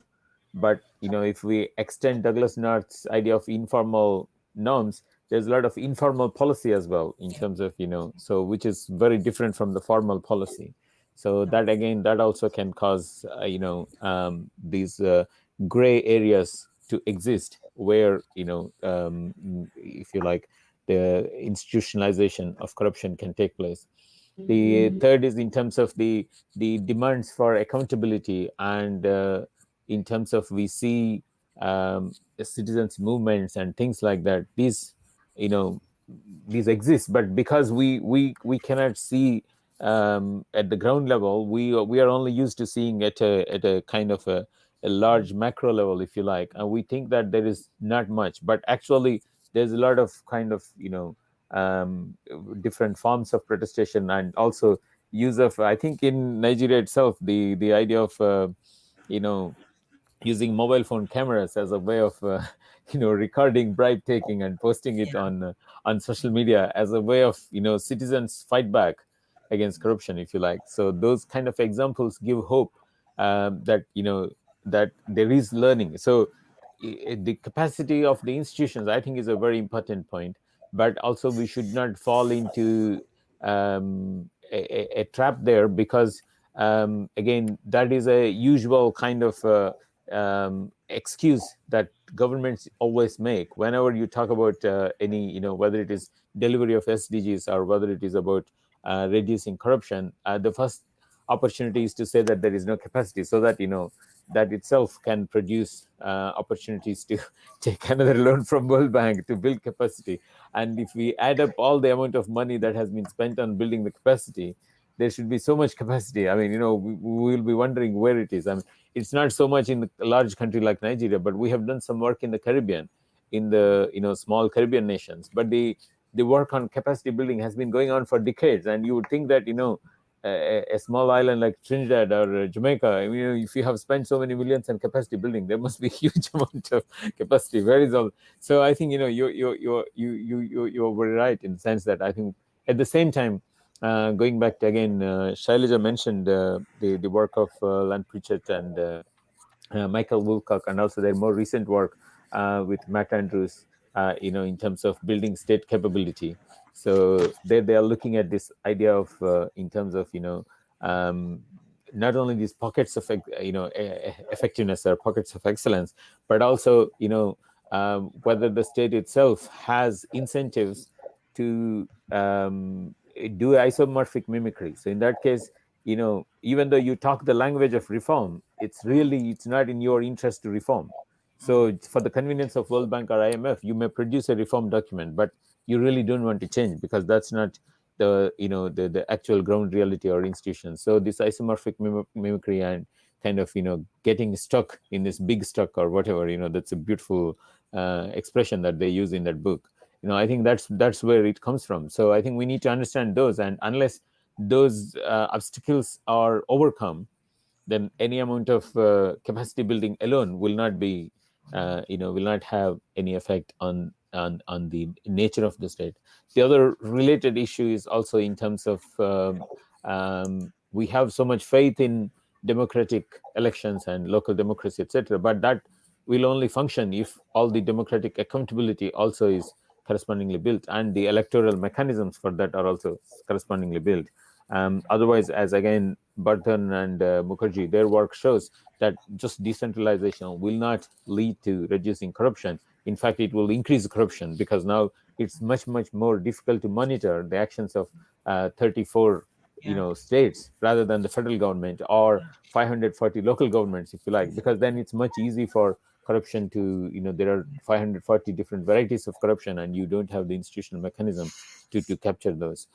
So these are again very interesting. In some work we did in Indonesia, we were looking at this whole idea of developing a anti-corruption organization, and because police can be very corrupt and they are the ones who need to investigate. So anti-corruption organization KPK itself became like it had been given legislative powers as police. They can do searches, etc. So it became very interesting as to how do you then investigate if any KPK officer themselves become, they're not corrupt, but so it goes back to, I think, Juvenal's ancient Greek, who guards the guardians, how far do you go? So I think those are some of the observations, but let me stop there. Anyone else?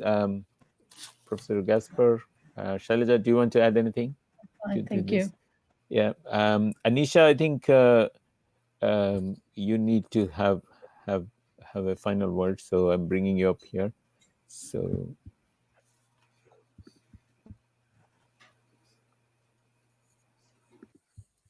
Nisha, can you hear us?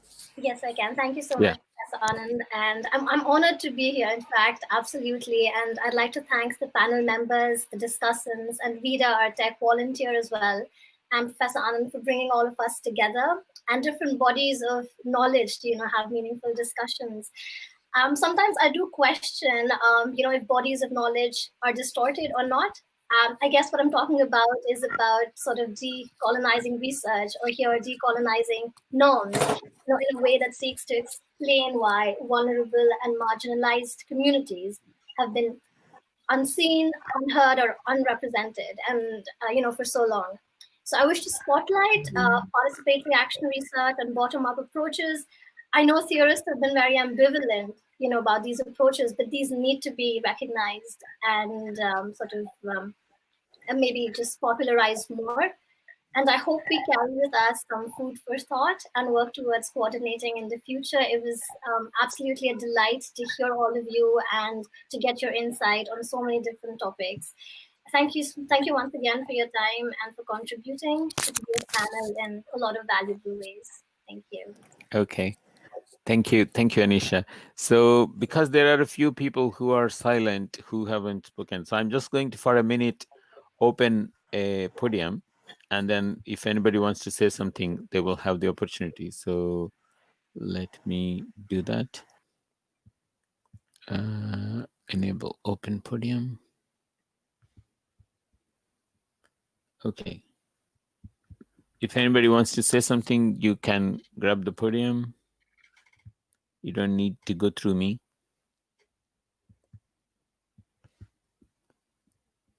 Okay. Hi, Hamid. welcome.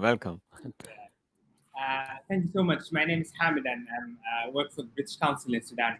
And I wanted to add just a very brief comment on looking at the balance between leadership and good institutions, and drawing from an example in my context in Sudan, where we have just undergone a popular revolution, and there was the assumption that after this revolution, people's morals will change, and then we would automatically have good institutions and the leadership would perform better, and all of that sense. But I think in that assumption, people missed the fact, or missed the importance and the effect of the foundational factors, and the intersectionality between very many different foundational factors. The factor that changed was perhaps the authoritarian, authoritarian governance of the country, and that was only one factor. But there were so many other factors in the country in terms of equality, economic situation, and so many other foundational factors that affect institutions and how they perform, and whether they're good or bad, and how leadership acted or not. So I think it just just a bit of a reflection, and how people are now very much confused about why are institutions not working, and why is leadership not working. We assume that once that one single factor, the authoritarian context of the country changes, everything will change. But I think it's the fact that there are so many intersectional factors, foundational factors that exist in the country that make it much more complicated. Yeah, I'll stop here. Thank you.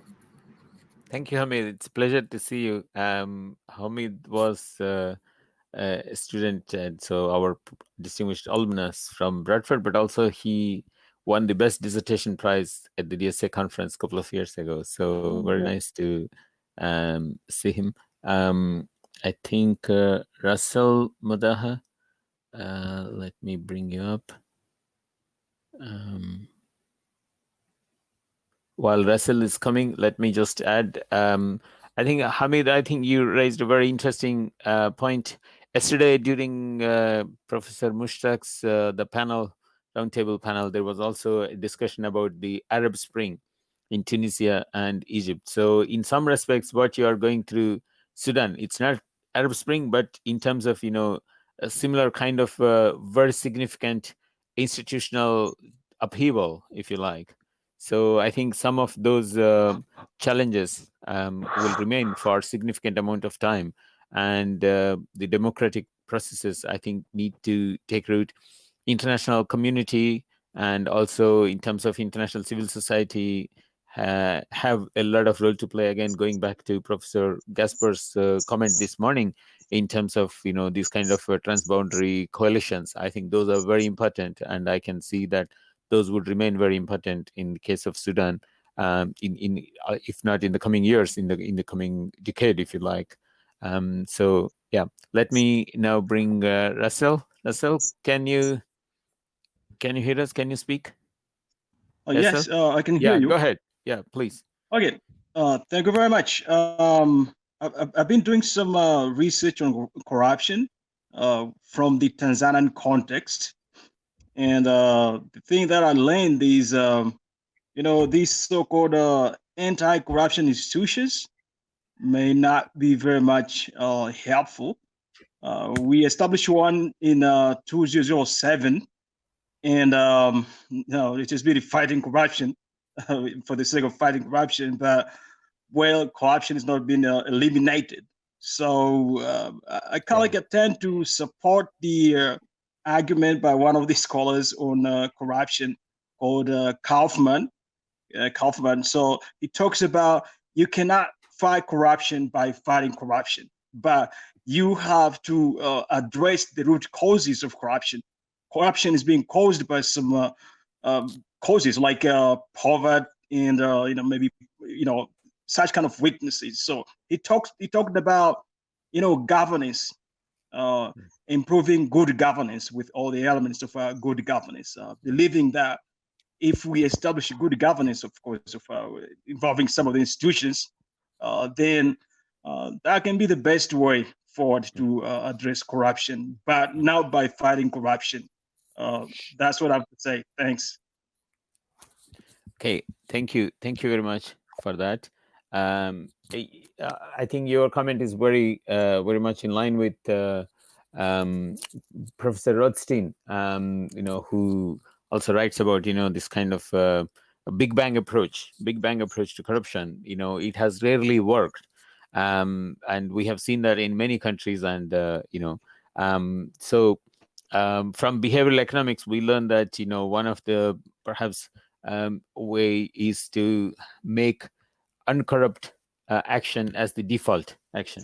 And again, from Professor Bardhan's work, we know that as long as the payoffs for corruption are better than payoffs of being corrupt are better than payoffs of being honest, then the rational thing will be to be corrupt, right? So any amount of laws or having a national institution is not, because a national institution, if 500,000 civil servants are there and if most of them are corrupt, a big bang approach national anti-corruption agency cannot deal with that. You cannot go and prosecute 500,000 civil servants, so it's just not possible. So I think those are kind of insights tell us that therefore then you have to find it from grassroots. You have to fight it from in terms of developing. That's why looking for coalitions and building this kind of a grassroots approach to challenging or fighting corruption, and those are important. And then going back to Professor Mushtaq Khan's idea of aligning interests and incentives so that those don't work against each other. So if public interest is very important, and if incentives are also aligned in that way, then it takes time. Of course, it's not easy. So it has to be context based. You cannot transplant one country's solution to another country; it won't work. And therefore, it has to be. If it is Tanzania, then Tanzania's solution has to be. It has to be developed for that context and things like that. Yeah, very good point. Yeah, thank you, thank you for that. Yeah. Okay. I think we need to draw this to a close. Anybody else? Sorry, I heard someone. Okay, I think we had let me. Yeah. So, Professor Gasper, anything final word you want to say before we close? No, thanks, Anand. Thanks for organizing it. Thank you. It's my real pleasure to thank all of you. Thank you, Des. Thank you, Shailaja. and also Siraj and Anisha for being our kind of co-panelists, and to Alice, Elizabeth, who have been here, presented along with Professor Gaspar, and also our colleagues who couldn't come, but I think that was still a very interesting presentation, and I'm really glad we were able to see the presentation and listen to it. And I think, as Shaila just suggested, perhaps this is the start of a conversation, and I think we need to continue to have those conversations and develop these ideas further and take it forward. So I think that's all from me. I'm also grateful to James and also to Vida, both from Nomad IT, who have been very, very kind of helpful in the background in terms of the providing us with the technical support and all those things. So unless anyone has anything to say, we will draw this to a close. Okay. Thank you very much. Have a great evening. Have a good weekend. And yeah, let's continue the discussions. Thank you.